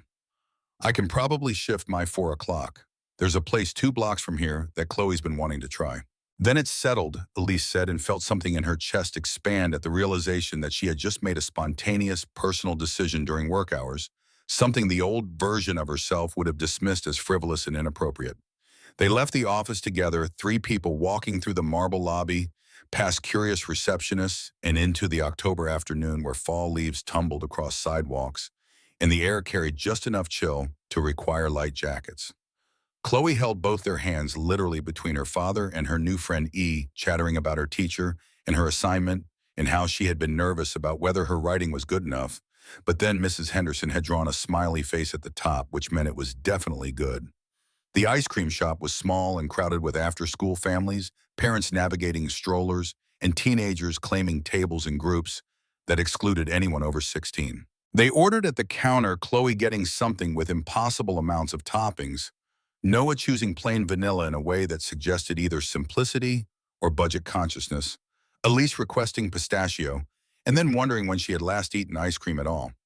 They found a table near the window, cramped and slightly sticky, and Chloe immediately launched into a detailed explanation of exactly what made her assignment A+ worthy, according to Mrs. Henderson's grading rubric. Elise listened with attention that surprised her, genuinely interested, in the 7-year-old's academic achievement in ways she couldn't quite explain. When Chloe paused to attack her ice cream with enthusiasm that suggested architectural stability was secondary to consumption, Noah leaned back in his chair and studied Elise with an expression she was learning to recognize. Assessment mixed with something that might have been approval. "You're good at this," he offered quietly. "Being her friend, she doesn't warm up to everyone this quickly." "I don't have much practice," Elise admitted. "The last time I had friends was probably college, and even then I think they were more networking contacts than actual relationships." "Well, you're doing fine now. Better than fine, actually." The compliment landed warmer than it should have, and Elise found herself looking away toward the window, where October sunlight painted everything gold, buying herself time to gather composure that kept slipping away in moments like this. When they finished their ice cream, and Chloe had sufficiently documented the experience with observations that would probably appear in future creative writing assignments, they walked back toward the office building where Noah's car was parked. Chloe skipped ahead, still energized by sugar and achievement, while the adults followed at a more measured pace. "Thank you for this," Noah said, "for celebrating with her. It matters more than you probably realize." "It matters to me too," Elise replied, surprising herself with the honesty. "I can't remember the last time I did something spontaneous just because it seemed like the right thing to do. Maybe that's the point. Maybe we're all just figuring it out as we go, doing our best with what we know and hoping it's enough." They reached the office building and paused outside while Chloe ran ahead to look at the lobby fountain she passed every morning, but apparently never tired of examining. Noah checked his watch, clearly calculating how much time remained before his rescheduled meeting required his attention. "I should get her home," he said. "Mrs. Patterson is expecting us, and I've got that 4 o'clock I need to attend remotely." "Of course," Elise replied, feeling suddenly awkward about how much time she had just taken from both their days for something as simple as ice cream. "I hope I didn't disrupt your schedule too much." Noah looked at her for a long moment, his expression serious in a way that suggested he was about to say something important. "Elise, spontaneous ice cream with my daughter is never a disruption. It's exactly the kind of thing I hope she remembers when she's older and thinks about her childhood. So thank you for being part of that." The words hit her somewhere vulnerable, and she nodded because speaking might reveal exactly how much the statement meant to her. Noah called to Chloe, who came running back full of observations about fountain water patterns, and they said their goodbyes with Chloe hugging Elise one more time before heading toward the parking garage. Elise stood outside her own building, watching them disappear around the corner, feeling the lingering warmth of connection mixed with uncertainty about what came next. She had crossed lines today, personal time during work hours, spontaneous decisions, emotional availability that her father would have identified as weakness requiring immediate correction. But as she rode the elevator back to her office and settled behind her desk, where Miranda had left messages requiring attention and decisions demanding action, Elise found she didn't regret any of it. The afternoon's abandonment of her usual schedule felt less like failure and more like progress toward becoming someone who could be both CEO and human, both authority figure and friend. She pulled Chloe's creative writing assignment from her briefcase, where she had carefully stored it, and read through the assignment again, this time noting details she had missed in the break room chaos. The little girl had described Elise as someone who wore crowns and made important decisions, and was learning to smile more, which meant Chloe had been observing her longer than Elise realized, tracking changes that Elise herself had only recently begun to acknowledge. The day concluded with its usual demands: emails, answered reports, reviewed strategic decisions made that would ripple through departments in ways both visible and hidden. But when Elise finally left the office at 7 later than intended, but earlier than typical, she drove home with something that felt dangerously close to contentment. Her apartment waited with its expensive emptiness, but tonight the silence felt less oppressive and more restful space for reflection rather than evidence of isolation. She changed into comfortable clothes and made herself dinner from actual ingredients, rather than takeout containers, and sat at her kitchen counter with Chloe's assignment spread beside her plate, like reading material that mattered. Friends celebrate together, the little girl had declared with absolute certainty, as if friendship was just that simple: showing up, paying attention, choosing to care even when it complicated your carefully controlled schedule. And maybe it was that simple, Elise thought.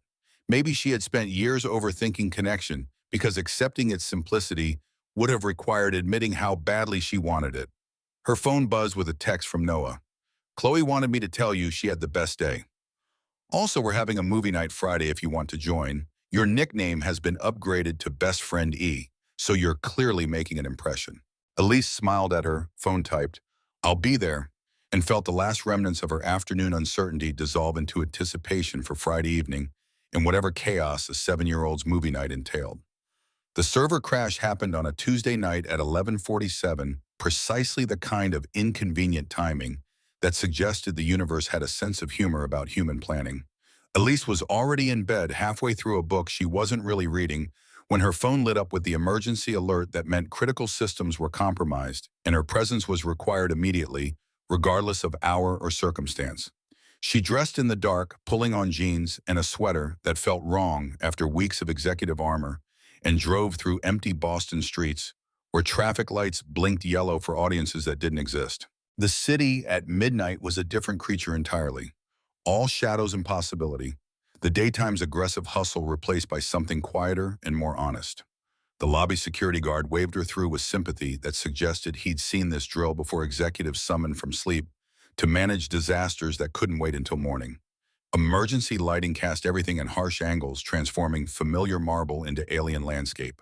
Elise's footsteps echoed too loudly as she headed for the server room, expecting to find the overnight IT staff frantically troubleshooting whatever had triggered the cascade failure. Instead, she found Noah. He stood amid the blinking equipment racks, his hair disheveled in ways that suggested he'd been running his hands through it, his t-shirt and jeans, making him look younger than his daylight professional persona. He glanced up when she entered, surprise flickering across his tired face before settling into something like resignation. You're here, server emergency, Elise replied, gesturing at the chaos of error messages scrolling across multiple monitors. Same reason as you, I assume. I was finishing a presentation for tomorrow's board meeting. She paused, taking in the scope of the alerts. Though I suppose none of that matters if the entire financial database is corrupted. Noah nodded and returned his attention to the terminal, his fingers moving across the keyboard, with practiced efficiency that spoke of years handling systems that other people broke. Elise found herself watching him work, noting the way he moved through diagnostic protocols without hesitation, the confidence that came from genuine expertise rather than performed competence. An hour passed in focused silence, both of them absorbed in different aspects of the crisis. Noah working through code and server logs, while Elise coordinated with the cloud backup team via laptop, ensuring that whatever data they couldn't immediately recover wouldn't be permanently lost. The server room's cooling system hummed around them, maintaining temperature for equipment that generated heat equivalent to small furnaces. Around 1 in the morning, Elise noticed Noah's hands beginning to shake as he typed subtle tremors that suggested his body was running on fumes and determination. He reached for the cold coffee sitting beside his keyboard, grimaced at the taste, and set it back down without drinking more than a sip. When did you last eat? The question emerged before she could consider whether it was appropriate, whether crossing into personal concern violated the professional boundaries they had been carefully reconstructing. Noah looked up, clearly surprised by the inquiry. I don't remember. Lunch, maybe I was planning to grab dinner after finishing the presentation, but then this happened. Elise stood without responding and left the server room, navigating the darkened executive floor to the private lounge where fully stocked refrigerators existed to service late-night meetings and overtime sessions. She assembled a sandwich from ingredients that cost more per pound than seemed reasonable, grabbed water bottles and energy bars, and returned to find Noah exactly where she'd left him, though his hands were now pressed against his eyes in a gesture that suggested either exhaustion or despair. She set the food beside him without ceremony. Eat, you're no use to anyone if you collapse. He stared at the sandwich, then at her, and something vulnerable passed across his face before gratitude replaced it. Thank you. Elise returned to her laptop, refusing to watch him eat, because that felt too intimate for the space they occupied. But she heard him unwrap the sandwich, heard the quiet sounds of someone remembering they had a body with needs beyond professional obligations. The silence between them shifted, becoming less about focused work and more about shared exhaustion. Two people existing in the same space without requiring performance. Another hour disappeared into troubleshooting and recovery protocols.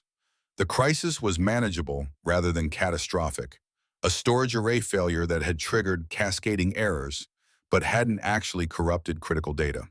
They would need to rebuild some indexes, restore from backups in places, but the company wouldn't wake to financial chaos or security breaches that made headlines. Around 2:30, Elise felt her own concentration fragmenting her vision, blurring at the edges in ways that suggested her body was staging a rebellion against the hours she routinely demanded from it. She reached for her coffee cup and nearly knocked it over, her coordination compromised by lack of sleep and the particular exhaustion that came from maintaining constant vigilance. "Are you okay?"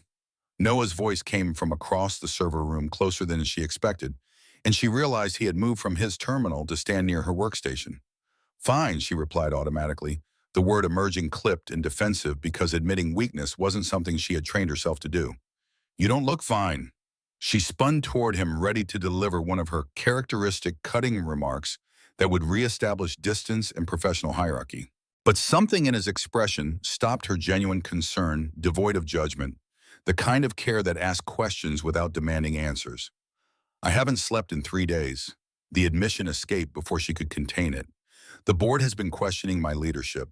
There are rumors about a hostile takeover, and I—" She stopped, pressing fingertips to her temple where a headache was building, with the slow inevitability of weather systems.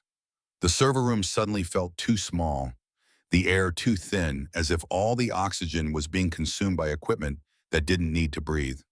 "I'm fine." But even as she said it, the room tilted slightly, her equilibrium disrupted by exhaustion and stress, and the accumulated weight of maintaining perfection for an audience that was never satisfied. She felt herself sway, her balance giving way, and then Noah's hands caught her arms, steadying her against his chest with a care that felt simultaneously necessary and dangerous.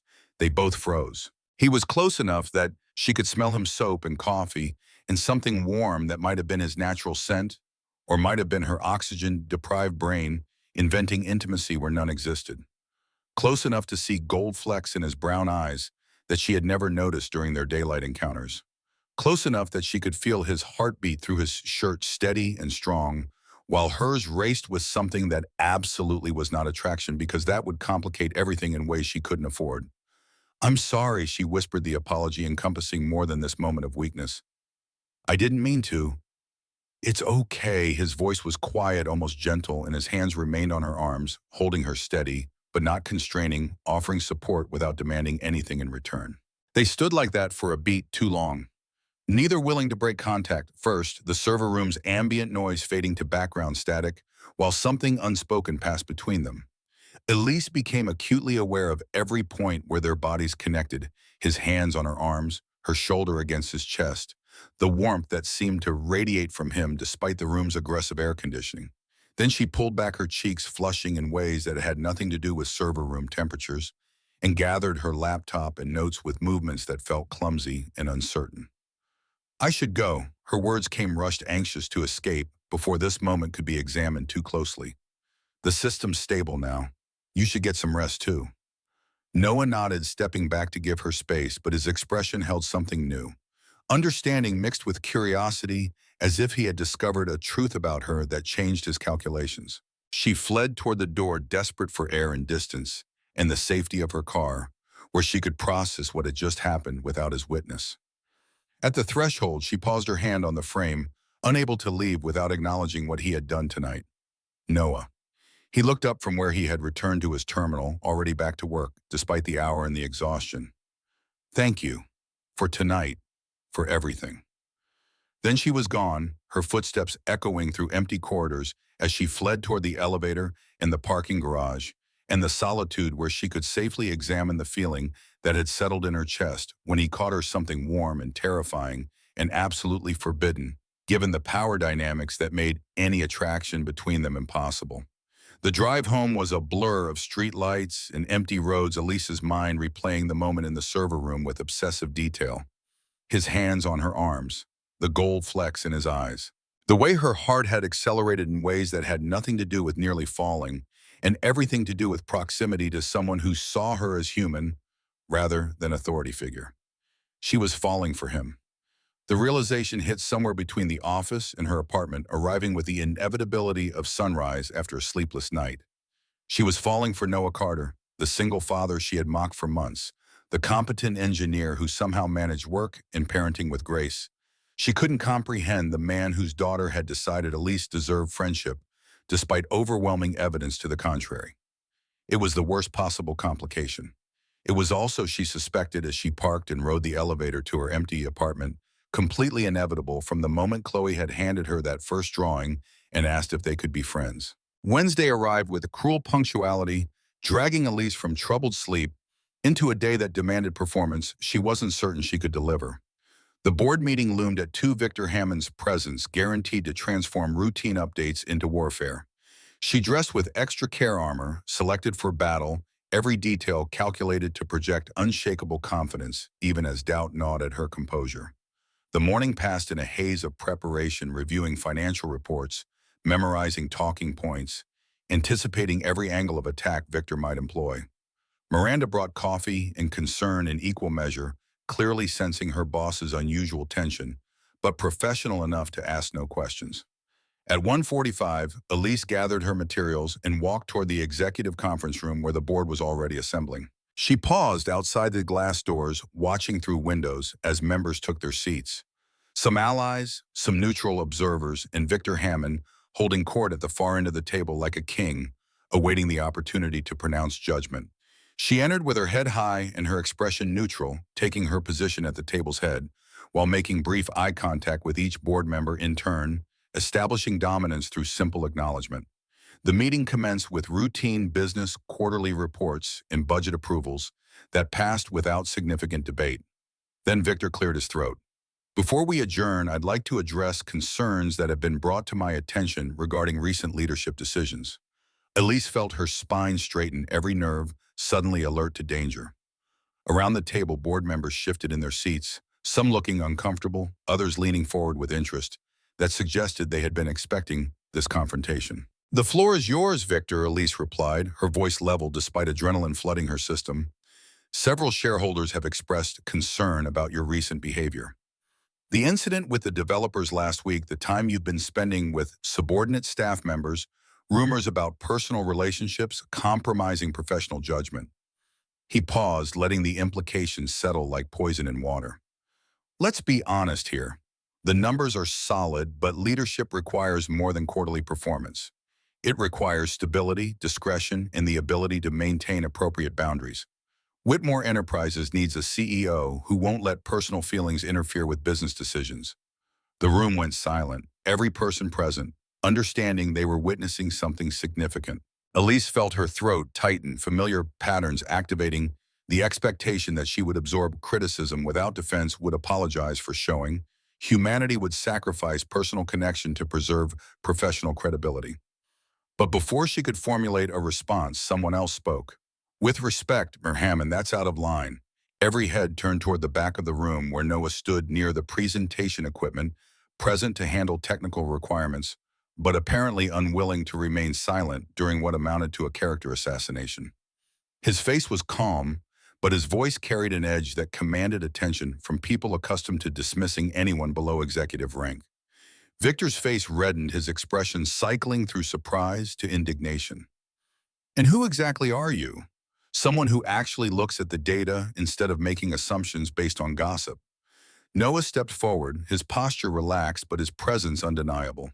"Miss Whitmore has increased company revenue by 32% over 3 years. She navigated 2 market downturns and expanded into sectors that competitors didn't even recognize as opportunities. She works 80-hour weeks and makes decisions that most of this board couldn't handle if given a month to deliberate." He paused, meeting Victor's glare without flinching. "If defending an employee from workplace harassment is grounds for questioning leadership, then your concern isn't actually about stability. It's about maintaining a corporate culture where cruelty is mistaken for strength and basic human decency is treated as weakness." The silence that followed was absolute. Elise stared at Noah, her expression frozen somewhere between shock and something else she couldn't identify, while Victor's face progressed from red to purple. Board members exchanged glances that ranged from approval to concern, the power dynamics in the room shifting in ways that wouldn't be fully understood until later. "This is highly inappropriate," Victor managed finally, his voice tight with barely contained fury. A subordinate interrupting board proceedings to defend his boss raises its own questions about professional boundaries. Noah shrugged a gesture that somehow contained more confidence than Victor's entire carefully constructed authority. Then ask those questions, but do it based on actual performance metrics instead of speculation about whether the CEO smiles at the right people. He gathered his tablet and left without waiting for dismissal, the conference room door closing behind him with a finality that suggested the conversation was over, regardless of what Victor wanted. Elise sat motionless at the table's head, her heart pounding with something that combined gratitude and terror in equal measure. Victor turned his attention back to her, clearly intending to continue his attack, but another board member spoke first. Margaret Shen, a venture capitalist who had been neutral during previous conflicts, but apparently found her voice. I think we've strayed from productive discussion. Unless anyone has specific concerns about Miss Whitmore's performance rather than her interpersonal style, I suggest we table this conversation and return to actual business. Murmured agreement rippled around the table, and Victor's attempted coup dissolved without the dramatic confrontation he had clearly choreographed. The meeting concluded shortly after members filing out with whispered conversations that would fuel office speculation for weeks. Elise remained in her seat after the room emptied, staring at nothing while processing what had just happened. Noah had defended her, actually stood up in a board meeting and challenged Victor Hammond on her behalf, risking his own position to contradict a man who could make his professional life extremely difficult with a few phone calls. She found him on the rooftop terrace, standing near the railing with his hands in his pockets, looking out over Boston's skyline like a tourist contemplating postcards. He turned when he heard her approach, his expression shifting from contemplative to carefully neutral. That was reckless, Elise said without preamble. Victor has connections across the industry. He could make things very difficult for you. I know. Noah's voice was quiet but steady. I did it anyway. Why? The question hung between them, weighted with everything they hadn't said during late nights in server rooms, in spontaneous ice cream celebrations, and the careful rebuilding of a dynamic that had started with mockery and somehow transformed into something neither of them knew how to name. Because you shouldn't have to fight alone, Noah replied. Because watching powerful men attack you for showing basic human decency made me angry enough to forget about self-preservation. Because someone needed to say it, and apparently I decided that someone should be me. Elise felt her carefully maintained composure cracking walls she had spent years reinforcing, suddenly feeling less like protection and more like prison. She moved to stand beside him at the railing, their shoulders nearly touching close enough to feel heat from his body in the October chill. I need to tell you something. Her voice came out rougher than intended, each word requiring effort to push past defenses that screamed warnings about vulnerability. And I need you not to interrupt until I'm finished. Noah nodded, his attention focused entirely on her in ways that made her want to both continue and retreat. When I was 24, I fell in love with a man named James.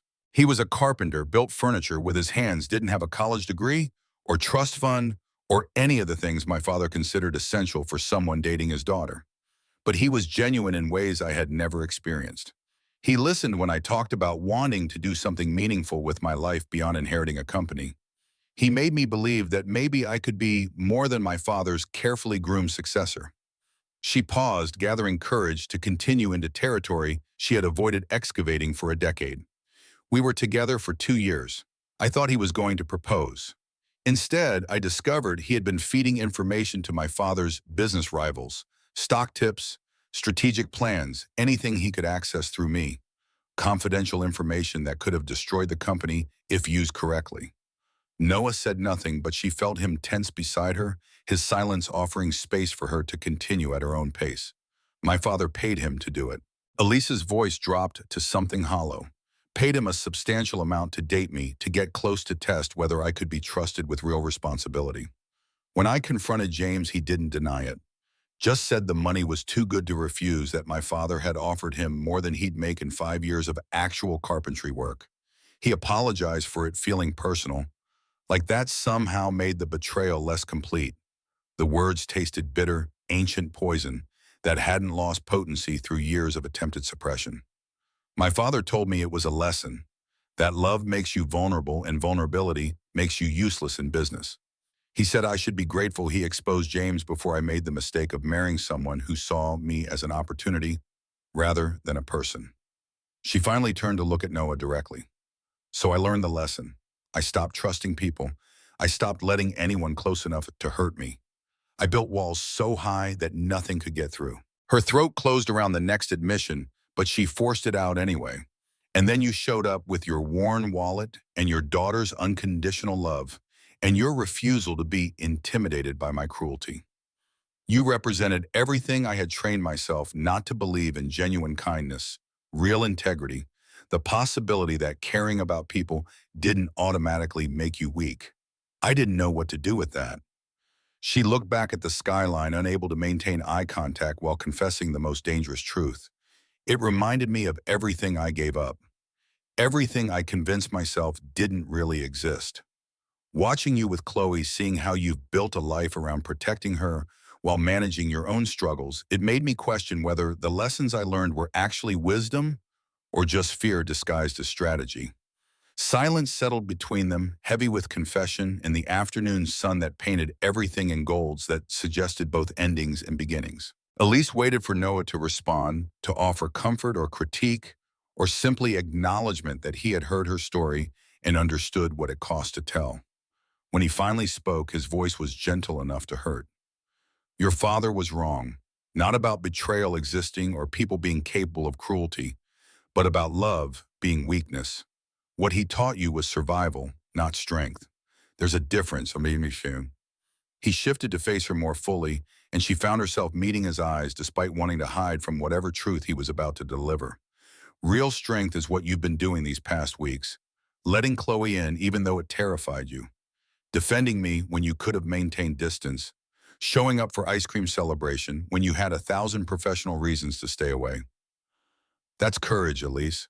The other thing, the walls and the isolation and the refusal to connect, that's just protection that outlived its usefulness. The words landed with precision that suggested he understood exactly what she needed to hear, and Elise felt tears gathering despite her best efforts to maintain control.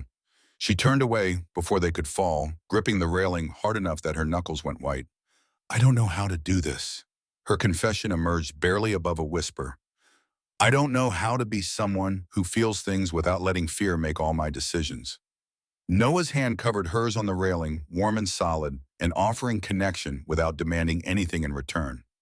Nobody does. We're all just making it up as we go, trying to do better than the lessons we were taught. Some days are easier than others, but you don't have to figure it out alone. She looked at their hands, his covering hers, both gripping metal, that overlooked a city full of people navigating their own complicated attempts at being human, and felt something fundamental shift in her understanding of what strength actually meant. Perhaps it wasn't about perfection or invulnerability. Perhaps it was simply about choosing to show up anyway, knowing you might fail, trusting that the attempt mattered more than the outcome. Thank you, she managed finally, for listening, for defending me today, for not letting me use cruelty as distance forever. Noah squeezed her hand once before releasing it, restoring appropriate space between them, even as something had permanently changed in the quality of their connection. You're welcome. Though fair warning, Chloe's going to be insufferable when she finds out I stood up to a board member on your behalf. She'll probably write another essay about it. Despite everything, the confession and the vulnerability and the tears still threatening, Elise laughed, the sound surprising them both with its genuine warmth. They stood on the rooftop while the afternoon stretched into early evening. Two people who had started as adversaries slowly becoming something else. Something that didn't have neat corporate labels, but felt more real than any professional relationship Elise had carefully cultivated. The following days brought subtle changes that accumulated into transformation. Elise found herself smiling more during meetings, her responses less cutting, her feedback constructive rather than cruel. She approved budget increases for employee wellness programs and childcare subsidies. She learned names of people who had worked for her for years, but existed below the level where she typically directed attention. And Chloe kept creating. The drawings appeared regularly, now taped to Elise's office door by small hands that arrived early with her father left on her desk, by a child who had somehow gained access through friendly security guards charmed by gap-toothed grins. Each drawing showed evolution stick figures becoming more detailed, crowns acquiring jewels, scenes expanding to include not just the three of them, but entire worlds of imagination that Chloe wanted to share. Friday night's movie event materialized as promised, Elise arriving at Noah's apartment with popcorn purchased from a specialty shop because she didn't know what kind children preferred and decided variety was safer than guessing wrong. Chloe answered the door wearing pajamas decorated with cartoon animals and immediately pulled Elise inside to show her the elaborate blanket fort constructed in the living room. "We're watching inside the fort," Chloe explained with the seriousness of someone describing complex architecture, "because that's how you have real movie nights. Daddy said we could make it special since you're here." They settled into the fort's cramped interior blankets, draped over furniture, creating a cave lit by string lights that Chloe had positioned with artistic intent. The movie was animated something about talking animals on an adventure that Elise would have dismissed as childish under normal circumstances, but found herself enjoying through the lens of Chloe's enthusiastic commentary. Halfway through, the little girl fell asleep against Elise's shoulder, her breathing evening into the particular rhythm that indicated complete trust and exhaustion. Elise froze, uncertain whether moving would wake her, unwilling to disturb the weight of this small person who had decided she was safe enough to sleep against.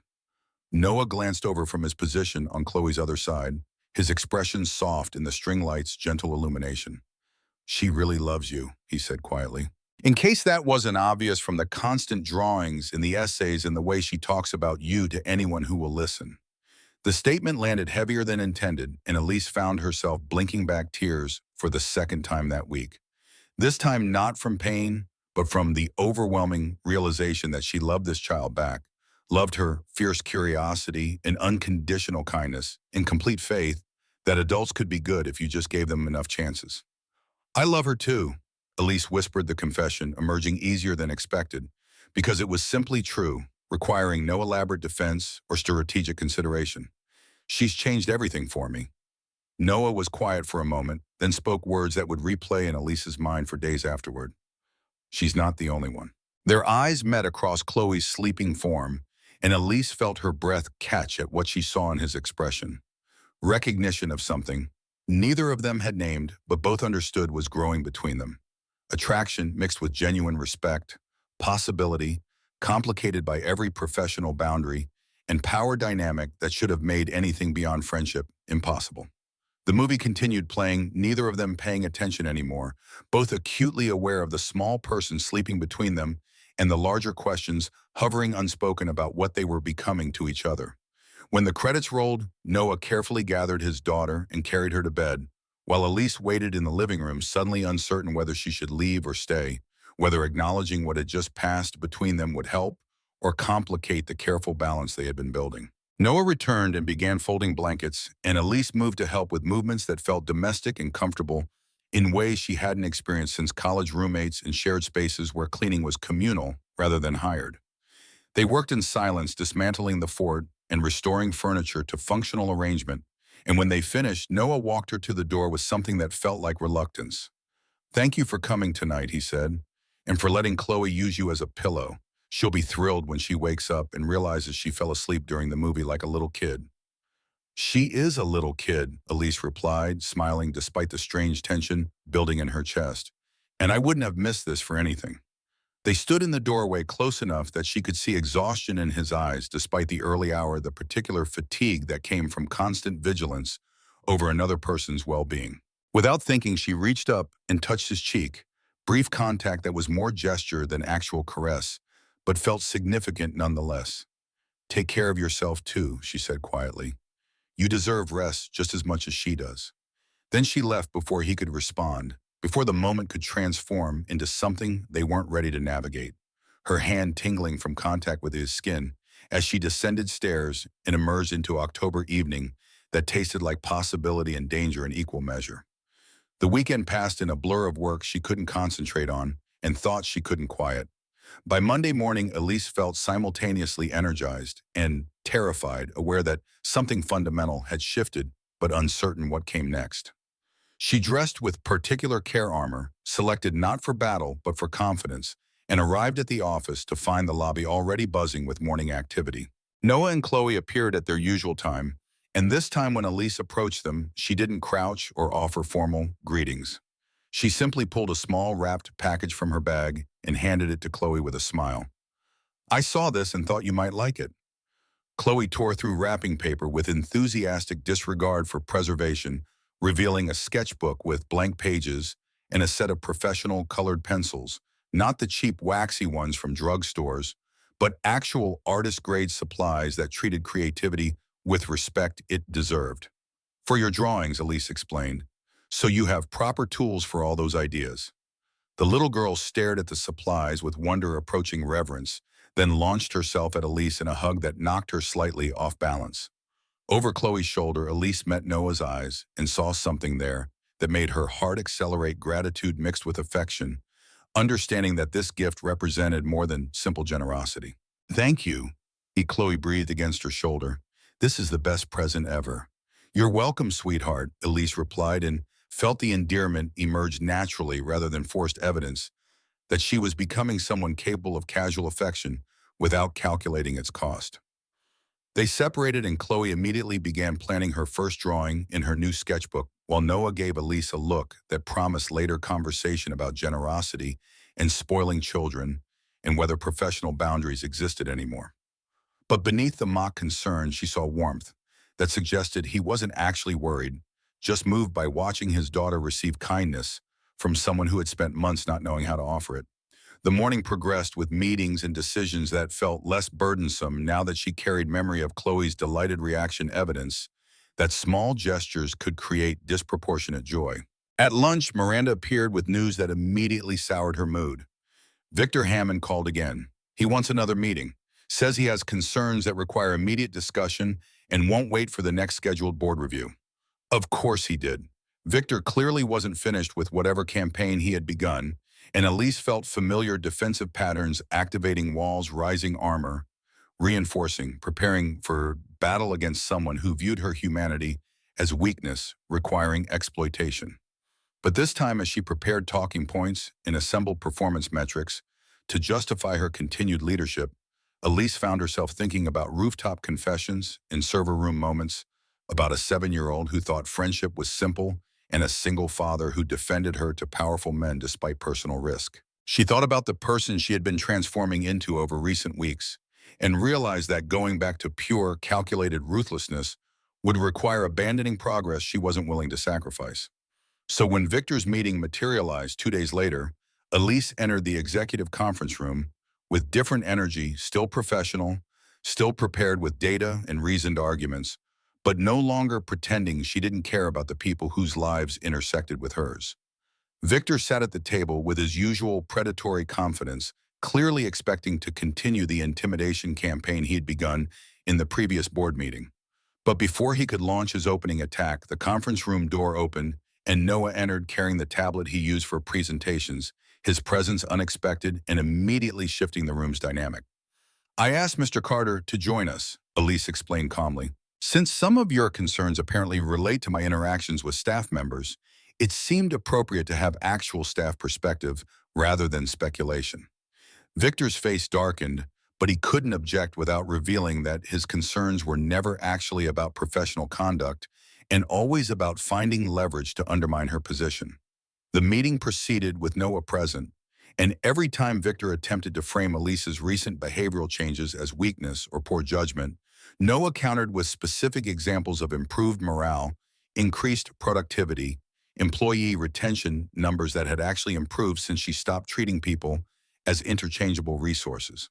By the time the meeting concluded, Victor looked frustrated rather than triumphant, and Elise felt something settle in her chest that might have been confidence or might have been relief that she no longer had to fight these battles entirely alone. In the elevator afterwards, standing beside Noah while floors counted down toward the lobby, Elise found words emerging before she fully considered their implications. That was either very clever or very stupid, and I'm not sure which. Noah smiled, his expression suggesting he knew exactly which it was and accepted the risks anyway. Probably both, but watching him try to paint basic human decency as leadership failure made me angry enough not to care about self-preservation. The elevator doors opened and they stepped into the lobby where late afternoon sun painted marble and golds that made everything look softer, more forgiving. Chloe waited near the security desk with Mrs. Patterson, the neighbor who had become auxiliary family, and when she saw them approach, She abandoned her coloring book and ran toward them with news that apparently couldn't wait. "Ee, guess what? I made you something new." She thrust a piece of paper at Elise, not from her new sketchbook, but from regular notebook paper, suggesting this creation had happened spontaneously rather than as careful art project. The drawing showed two stick figures holding hands beneath a rainbow, and beneath in Chloe's improving handwriting, "Best friends forever." Elise accepted the drawing with hands that trembled slightly, overcome by the casual certainty with which this child claimed her as permanent fixture rather than temporary interest.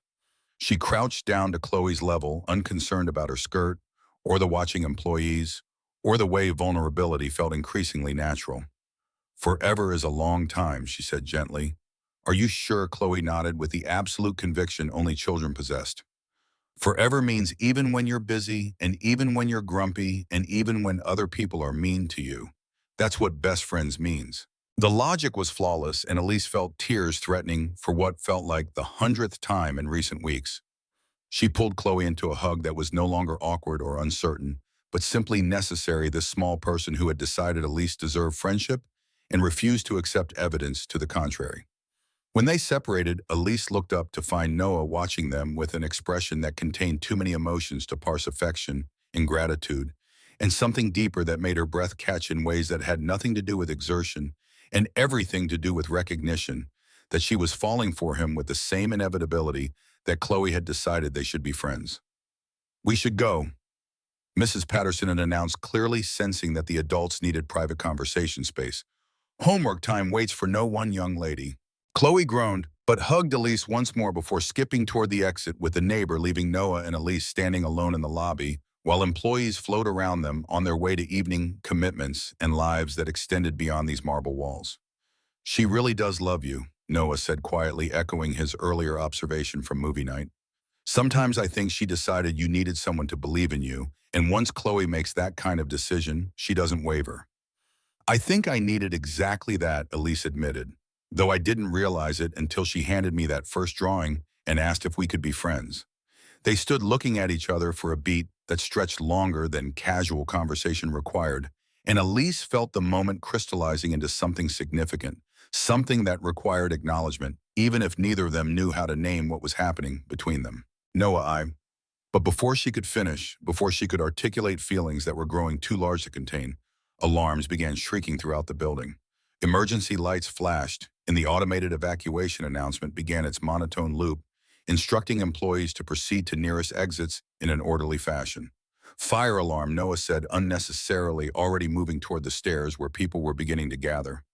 "Probably just a drill, but we should—" The explosion cut him off mid-sentence, a distant boom that made windows rattle and employees scream. Not a drill, something real and dangerous, and suddenly the careful conversation about feelings and friendship felt impossibly trivial compared to the immediate crisis of getting hundreds of people safely outside.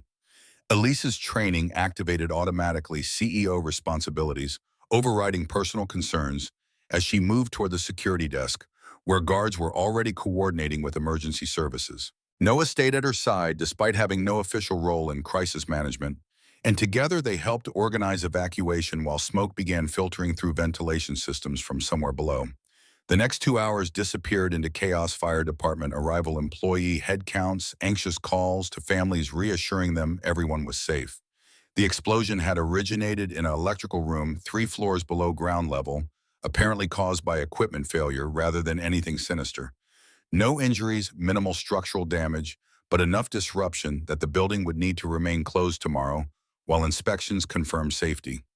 By the time Elise was cleared to leave, night had fully arrived, and Noah had already departed to collect Chloe from Mrs. Patterson's apartment and reassure his daughter that Daddy was fine, despite the scary building fire. Elise drove home through streets that felt different now, carrying awareness that catastrophe could arrive without warning, that all her careful planning and controlled environments couldn't actually protect against the randomness of equipment failures and emergency evacuations. Her apartment felt especially empty that night, all its expensive furniture and carefully curated aesthetic suddenly seeming like stage dressing for a performance no one was watching. She poured wine she didn't drink and stood at windows overlooking a city full of people going about their evening routines, and felt acutely aware that she had been moments away from telling Noah something important before the alarm interrupted something about feelings that were growing too intense to ignore, despite every professional boundary that should have prevented them. Her phone buzzed with a text from an unknown number that resolved into Noah when she opened the message. Chloe wanted me to make sure you're okay. Also me checking. Are you okay? The concern was simple and genuine, requiring no performance or careful response calculation. Elise typed back without overthinking. I'm fine, mostly just tired and weirdly shaken by something that ended up being minor. How's Chloe? His response came quickly. Already asleep, exhausted from worrying about you and her daddy and all the people in the building.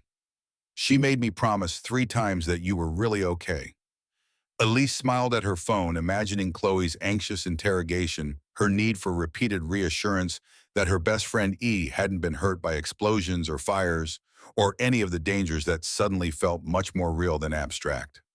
Tell her I'm completely fine and thinking about her, Elise typed.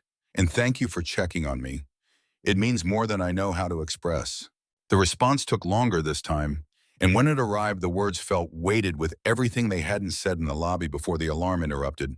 We care about you, Elise, both of us. Just wanted to make sure you knew that. She stared at the message for a long time, reading it multiple times and analyzing the shift from checking her safety to openly stating care, the vulnerability required to send such a text to your boss who held your employment in her hands. The message was professional suicide if she chose to make it so and instead represented trust that she wouldn't weaponize his honesty. I care about both of you, too, she typed back, then added, before courage could falter, more than is probably appropriate given the circumstances, but apparently I'm done pretending otherwise. The sent message hovered on her screen, impossible to recall vulnerability transmitted across digital space to someone who could hurt her with it if he chose. She waited, phone clutched tight enough to leave impressions in her palm for his response. When it came, Noah's words were simple but carried implications that would take weeks to fully navigate. Good, because pretending was exhausting, and I think we're both tired of performing distance we don't actually feel. Elise smiled at her phone at this man who somehow understood exactly what she needed to hear and felt the last of her father's lessons about vulnerability and weakness finally irrevocably losing their hold over her choices. They texted for another hour, conversation flowing easier in digital space than it ever had face-to-face, discussing everything from the day's crisis to Chloe's latest artistic projects to the board politics that Victor Hammond clearly intended to escalate. By the time they finally said goodnight, Elise felt lighter than she had in years, carrying into sleep the knowledge that whatever came next, professionally or personally, she wouldn't be navigating it alone. The kiss happened on a Friday afternoon that had started unremarkably, the kind of day where routine threatened to swallow significance until crisis forced its hand. Elise was reviewing budget allocations when Miranda knocked with an expression that suggested trouble requiring immediate attention. There's a situation in the lobby. Noah Carter and some employees. Victor Hammond is involved. Elise was moving before her assistant finished speaking, instinct propelling her toward potential disaster faster than conscious thought could organize response strategy. The elevator descent felt interminable, each floor a separate eternity, while scenarios constructed themselves in her imagination: confrontation, termination, something requiring her intervention in ways that would expose exactly how much she cared about protecting someone who was supposed to be just another employee. The lobby scene materialized worse than anticipated. Victor stood near the security desk with Noah backed against the marble wall, Chloe clutching her father's hand with white-knuckled terror, while 2 security guards hovered uncertainly nearby. A small crowd had gathered, employees frozen mid-commute to witness whatever drama was unfolding. This is completely unacceptable, Victor was saying, his voice carrying that particular tone powerful men used when comfortable with their authority. Bringing children to work, taking excessive personal time, creating distractions that impact productivity. It demonstrates exactly the kind of poor judgment that reflects badly on leadership. Noah's jaw was clenched tight, his hand protective on Chloe's shoulder, but he said nothing, clearly understanding that contradicting a board member would only escalate the situation. Elise approached with measured steps, her heels announcing presence before words could. Victor turned, his expression shifting from aggressive to calculated as he registered her arrival. Miss Whitmore, I'm glad you're here. I was just explaining to Mr. Carter that his employment arrangements need immediate review.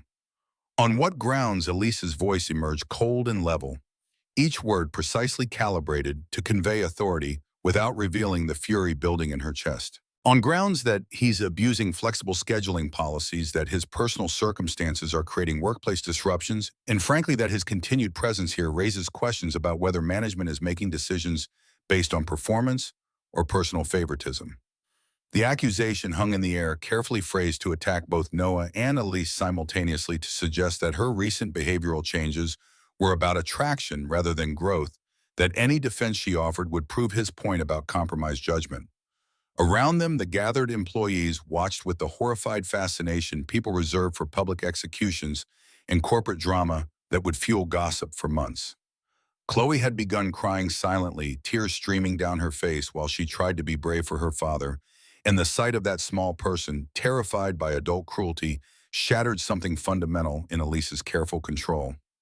Mr. Carter's performance reviews are exemplary. Her words came sharp and precise, each syllable a surgical strike.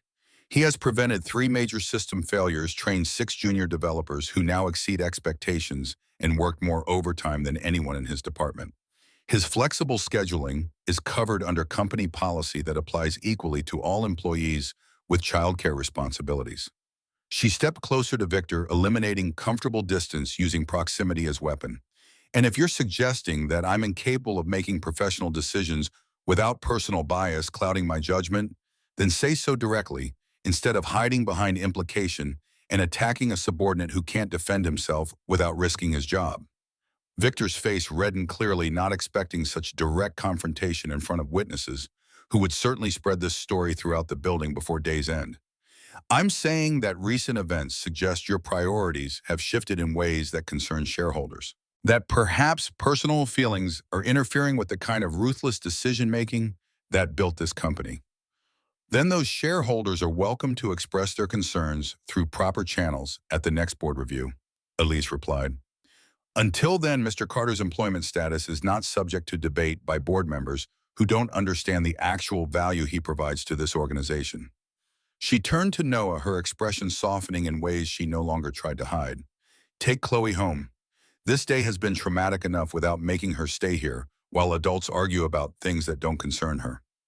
Noah nodded clearly, relieved to escape the situation, but before he could move, Victor played his final card.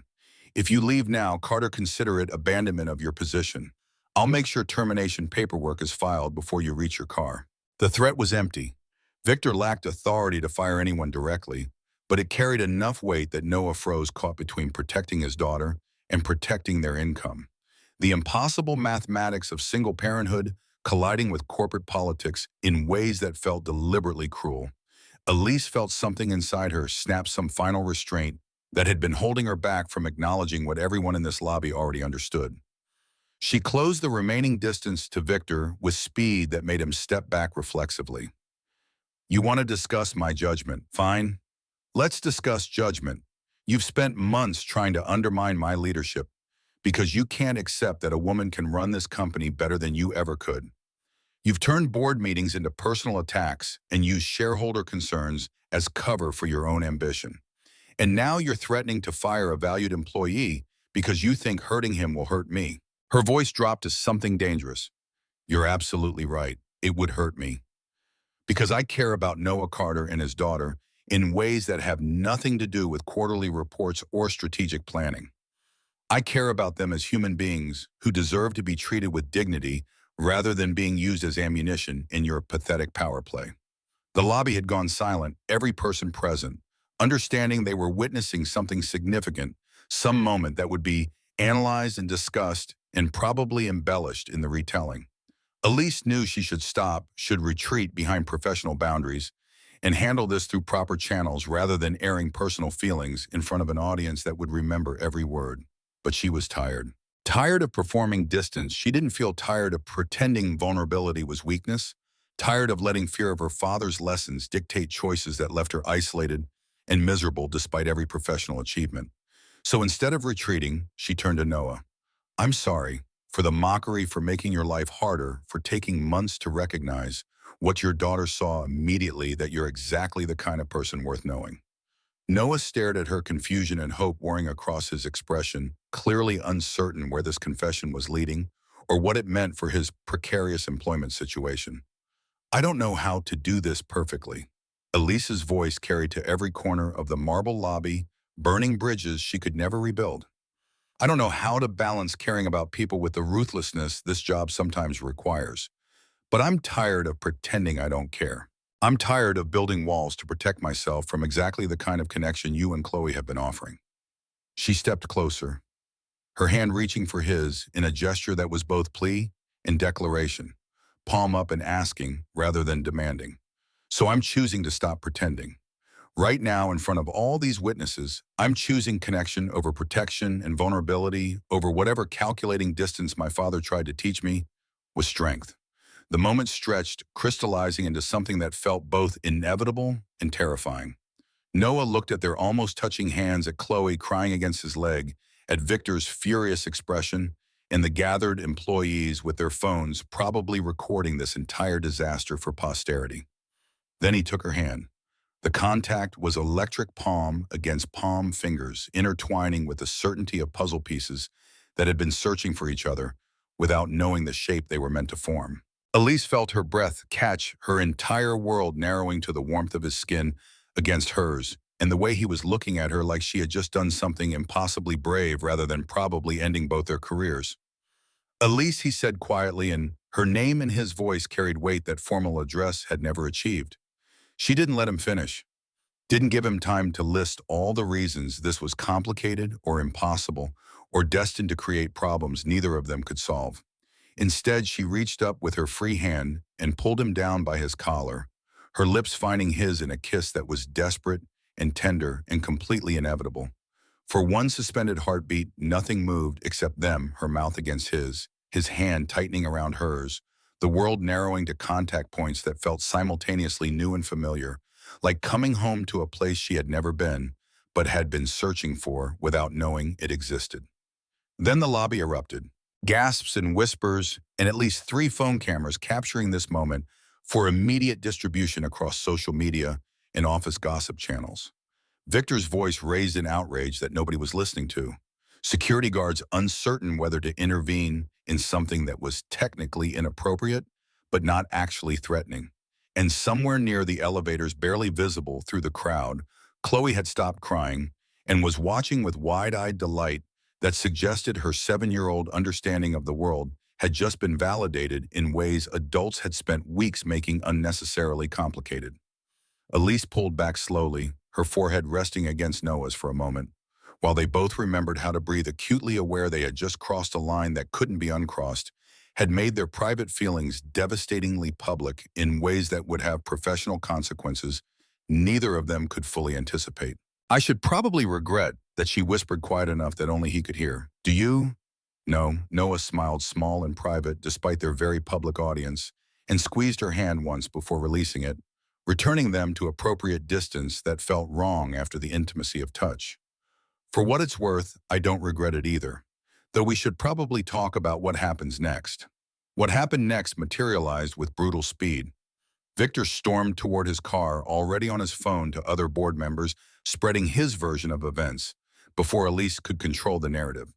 Employees scattered to desks and offices where they could frantically text friends about what they had just witnessed. Miranda appeared with damage control strategies and calendar adjustments to accommodate the crisis that was certainly coming. And Chloe ran across the marble floor to wrap her arms around Elise's waist, her voice high and excited and completely unaware of the professional catastrophe that kiss had probably triggered. I knew it. I told Daddy you liked each other. Mrs. Patterson said I was being silly, but I knew Elise crouched down, matching eye level with this small person who had orchestrated this entire transformation through persistent friendship and unconditional faith that adults could be better than their worst behaviors. You're very clever, she said, brushing tears from Chloe's cheeks with gentle fingers, and very brave for staying calm when that mean man was being scary. He was mean, Chloe agreed with the moral certainty only children possessed. But you and Daddy were brave too. That's what heroes do in stories. They're brave even when they're scared. The logic was flawless, and Elise felt something warm settle in her chest despite the chaos swirling around them.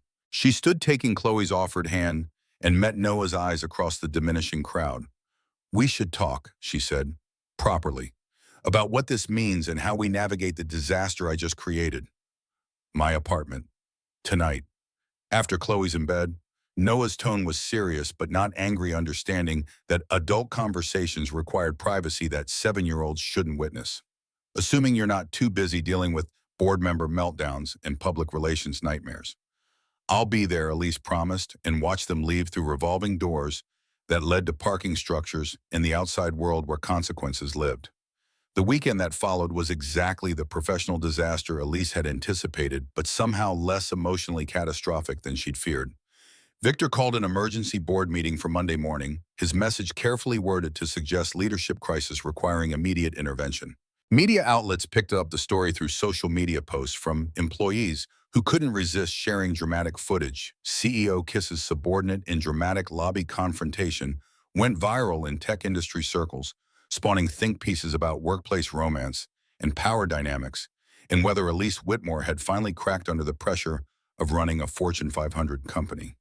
But Friday night, sitting in Noah's small kitchen after Chloe had been tucked into bed with extra hugs and reassurance that nobody was in actual trouble, Elise found clarity she hadn't expected. "They're going to force a choice." Noah's voice was quiet, his hands wrapped around a mug of coffee that had gone cold during their first hour of conversation. "Victor will frame it as either you end this, whatever this is, or you step down as CEO. Probably," Elise agreed, staring at her own untouched coffee. "He's been looking for leverage for months. I just handed him perfect ammunition. So what do we do?" The question hung between them, weighted with all the implications they were still learning to navigate. Elise looked at this man who had defended her to powerful people, who had raised an extraordinary daughter while managing impossible circumstances, who had somehow convinced her that vulnerability might be strength rather than weakness. "I don't know yet, but I know I won't let him force me to hurt you or Chloe to protect my position." "There has to be another way." Noah reached across the small table, his hand covering hers with warmth that had become familiar over weeks of careful reconstruction. "Whatever you decide, we'll figure it out together. You don't have to sacrifice everything you've built to prove a point about corporate culture or workplace ethics." "But maybe I do," Elise replied. "Maybe that's exactly what needs to happen. Someone with actual authority choosing people over profit, demonstrating that caring about employees isn't weakness, but the foundation of real leadership." They talked into early morning, exploring options and scenarios, acknowledging fears neither wanted to voice, but both understood were valid. By the time Elise finally left, exhausted but strangely hopeful, they had no concrete plan but shared understanding that whatever came next would be navigated together, rather than in the isolation Elise had spent years perfecting. Saturday brought unexpected support. Margaret Chen called the board member who had spoken up during Victor's previous attack and offered information about other shareholders who were increasingly uncomfortable with Victor's tactics. Several employees sent messages expressing support, carefully worded to avoid seeming like they were choosing sides, but clearly indicating they appreciated seeing their CEO demonstrate humanity rather than calculated ruthlessness. And Chloe created another drawing. Noah texted a photo Saturday afternoon. Chloe's newest masterpiece showed 3 stick figures holding hands beneath a rainbow with words carefully printed below.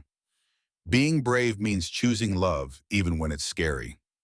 Elise stared at the image for a long time, at this 7-year-old's distillation of complex adult emotions into primary colors and simple truth. She saved the photo and used it as her phone background, wanting the reminder visible every time she checked messages or reviewed documents, preparing for Monday's confrontation. Sunday passed in preparation that felt less like defensive strategy and more like gathering courage. Elise reviewed company bylaws and board procedures, mapping out exactly what authority Victor actually had versus what he was claiming. She called her lawyer a shark of a woman who specialized in corporate governance and had been on retainer for years but rarely needed. And she wrote a speech, drafting and redrafting until the words felt true rather than tactical, until she could read them aloud without flinching at the vulnerability they exposed. Monday morning arrived with the inevitability of weather systems dragging Elise from shallow sleep into a day that would determine whether her choice in that lobby would cost her everything she had spent years building. She dressed with particular care, not armor this time, but clothing that felt authentic, silk blouse in deep blue that Chloe had once identified as her favorite color, tailored slacks that projected authority without performing aggression. She looked in the mirror and saw someone who had changed in ways that went beyond professional transformation, someone who might actually survive what came next because she was no longer fighting alone. The executive boardroom was already full when she arrived, every seat occupied by members who had gathered to judge whether Friday's public display disqualified her from continued leadership. Victor sat at the far end looking smugly confident, clearly expecting today would end with her resignation or termination. Elise took her position at the table's head and waited while the room settled into expectant silence. When she finally spoke, her voice carried steady and clear. Before we begin formal proceedings, I want to address Friday's incident directly and completely. What happened in the lobby was inappropriate for a workplace setting. It violated professional boundaries and created a situation that rightfully concerns anyone worried about power dynamics and employee welfare. Around the table, board members nodded, some satisfied that she was acknowledging the problem, others clearly waiting for the defense they knew was coming. However, Elise continued her gaze, moving to meet each person's eyes in turn, framing that kiss as the only problem misses the larger context. For months, I've been told that showing empathy toward employees, defending them from harassment, or acknowledging their humanity somehow undermines my authority. I've been criticized for allowing flexible scheduling that supports working parents, for creating programs that treat people like human beings rather than interchangeable resources. She paused, letting the words settle. Victor has framed this as a leadership crisis. He's argued that my recent behavior demonstrates compromised judgment and emotional instability. And he's technically correct, my judgment has been compromised, but not by attraction to a subordinate. It's been compromised by spending so many years believing that cruelty was strength, that isolation was protection, that the only way to lead effectively was to eliminate any emotion that might make me vulnerable to criticism, exactly like what I'm facing today. Margaret Chen leaned forward, her expression interested rather than hostile, and Elise felt small hope that perhaps not every bridge had burned on Friday. "What are you proposing?" Margaret asked. Elise pulled out the document she had been drafting all weekend, passing copies around the table with steady hands that betrayed none of her internal terror. "I'm proposing we implement formal policies around workplace relationships that protect both parties and make expectations clear.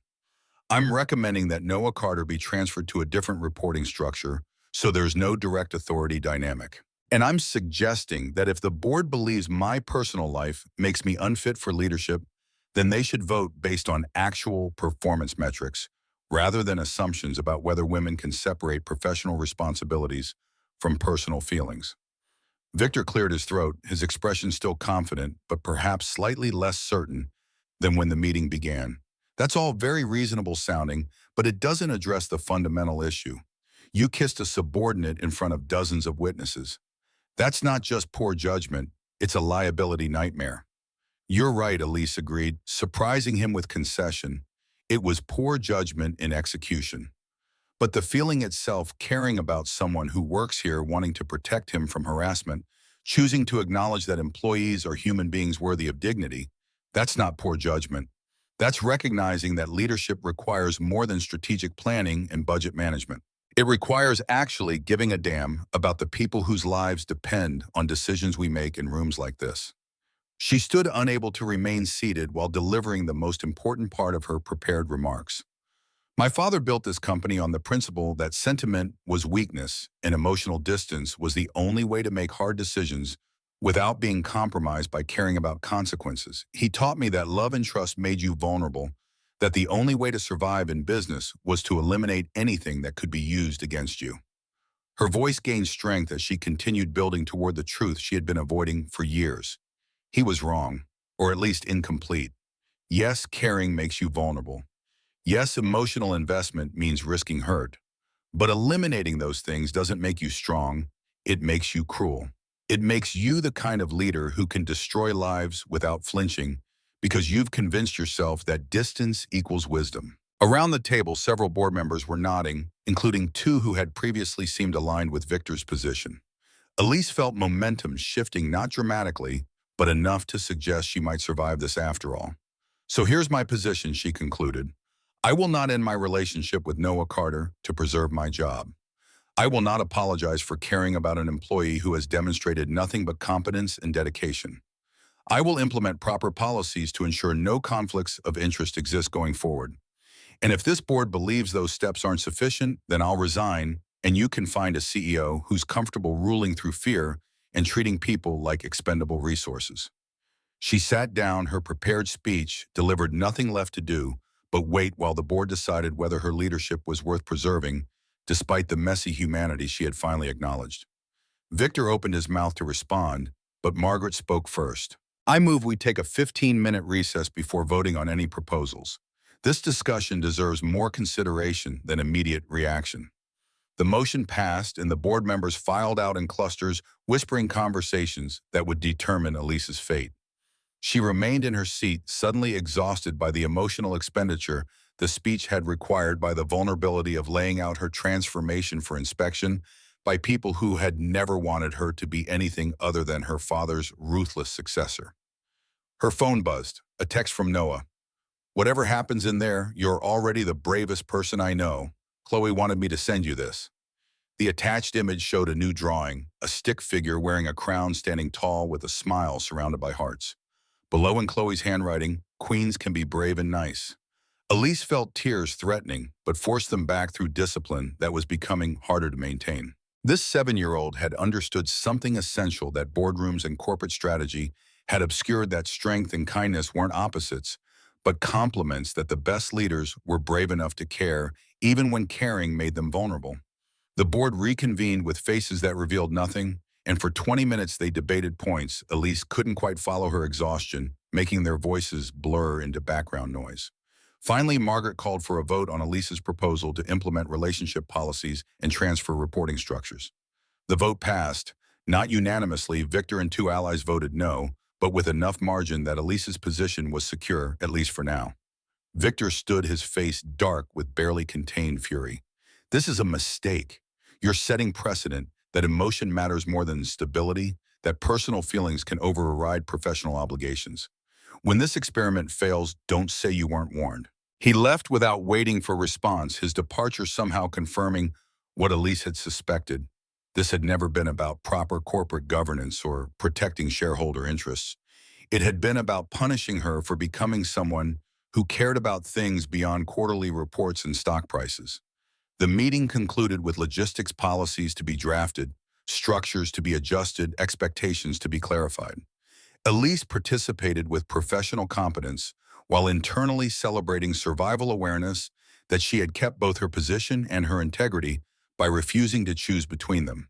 When she finally escaped to her office, she found Noah waiting with Chloe, both sitting in the reception area with the patience of people who understood that important things took time. Chloe jumped up when she saw Elise, eyes wide with question. Did the mean people fire you, no sweetheart?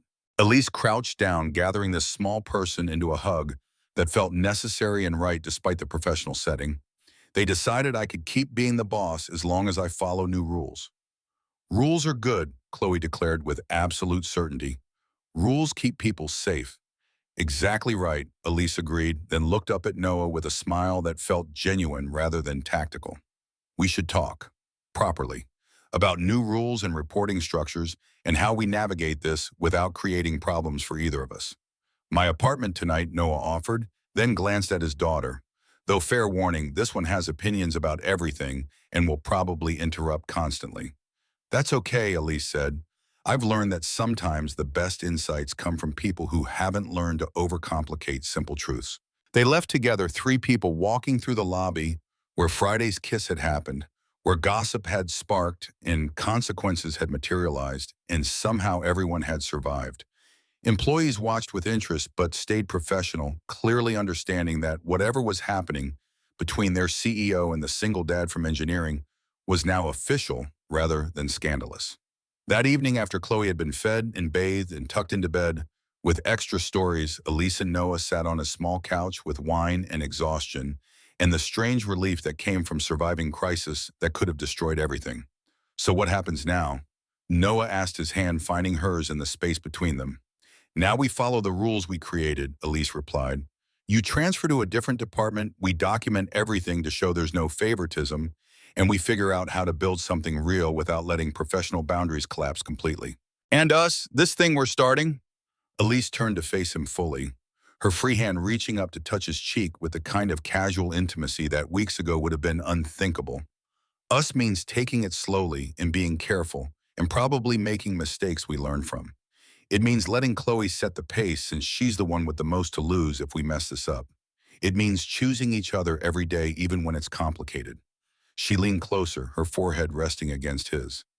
But mostly it means acknowledging that what started as your daughter asking if we could be friends has become something none of us expected and all of us need. Noah kissed her then soft and deliberate promise rather than passion, and Elise felt the last of her father's lessons about vulnerability finally completely lose their power over her choices. When they separated, both smiling in the dim apartment lighting, Elise thought about the journey from mockery to this moment, from the woman who couldn't understand why someone would bring their child to work, to someone who now understood that love made you vulnerable, but also made you whole, that caring was risk, but isolation was guarantee of misery. Can I ask you something? Noah's voice was quiet, serious in a way that suggested the question mattered. Anything. When you were standing in that boardroom defending your choice to care about people, were you scared? Elise considered this, remembering her racing heart and trembling hands, the terror that she was sacrificing everything her father had built for something that might not even work. Terrified, she admitted, but less scared than I would have been knowing I'd chosen the easy path of distance and spent the rest of my career wondering what I'd missed. Noah smiled, squeezing her hand. Chloe was right. You really are brave. Braver than you give yourself credit for.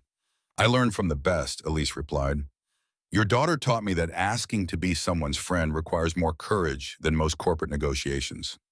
Everything else just followed from that first drawing she gave me. They sat together in comfortable silence, two people who had started as adversaries and somehow found their way to partnership, while in the next room a 7-year-old slept peacefully, dreaming dreams where adults were simple and love conquered complications and best friends really did last forever. Outside Noah's apartment, Boston continued its evening routines, traffic and restaurants, and 1,000 lives being lived beyond these walls. But inside this small space, three people had created something that mattered more than quarterly reports or board politics or any of the professional achievements Elise had once thought defined success. They had created family, not through traditional structures or official declarations, but through choice and vulnerability, and a child's unwavering faith that grown-ups could be better if they just tried hard enough. And as Elise sat beside Noah, planning logistics and policies and all the practical details that would make their relationship sustainable, she felt gratitude for every moment that had led here, even the mockery, even the mistakes, even the painful lessons that had taught her what she actually needed.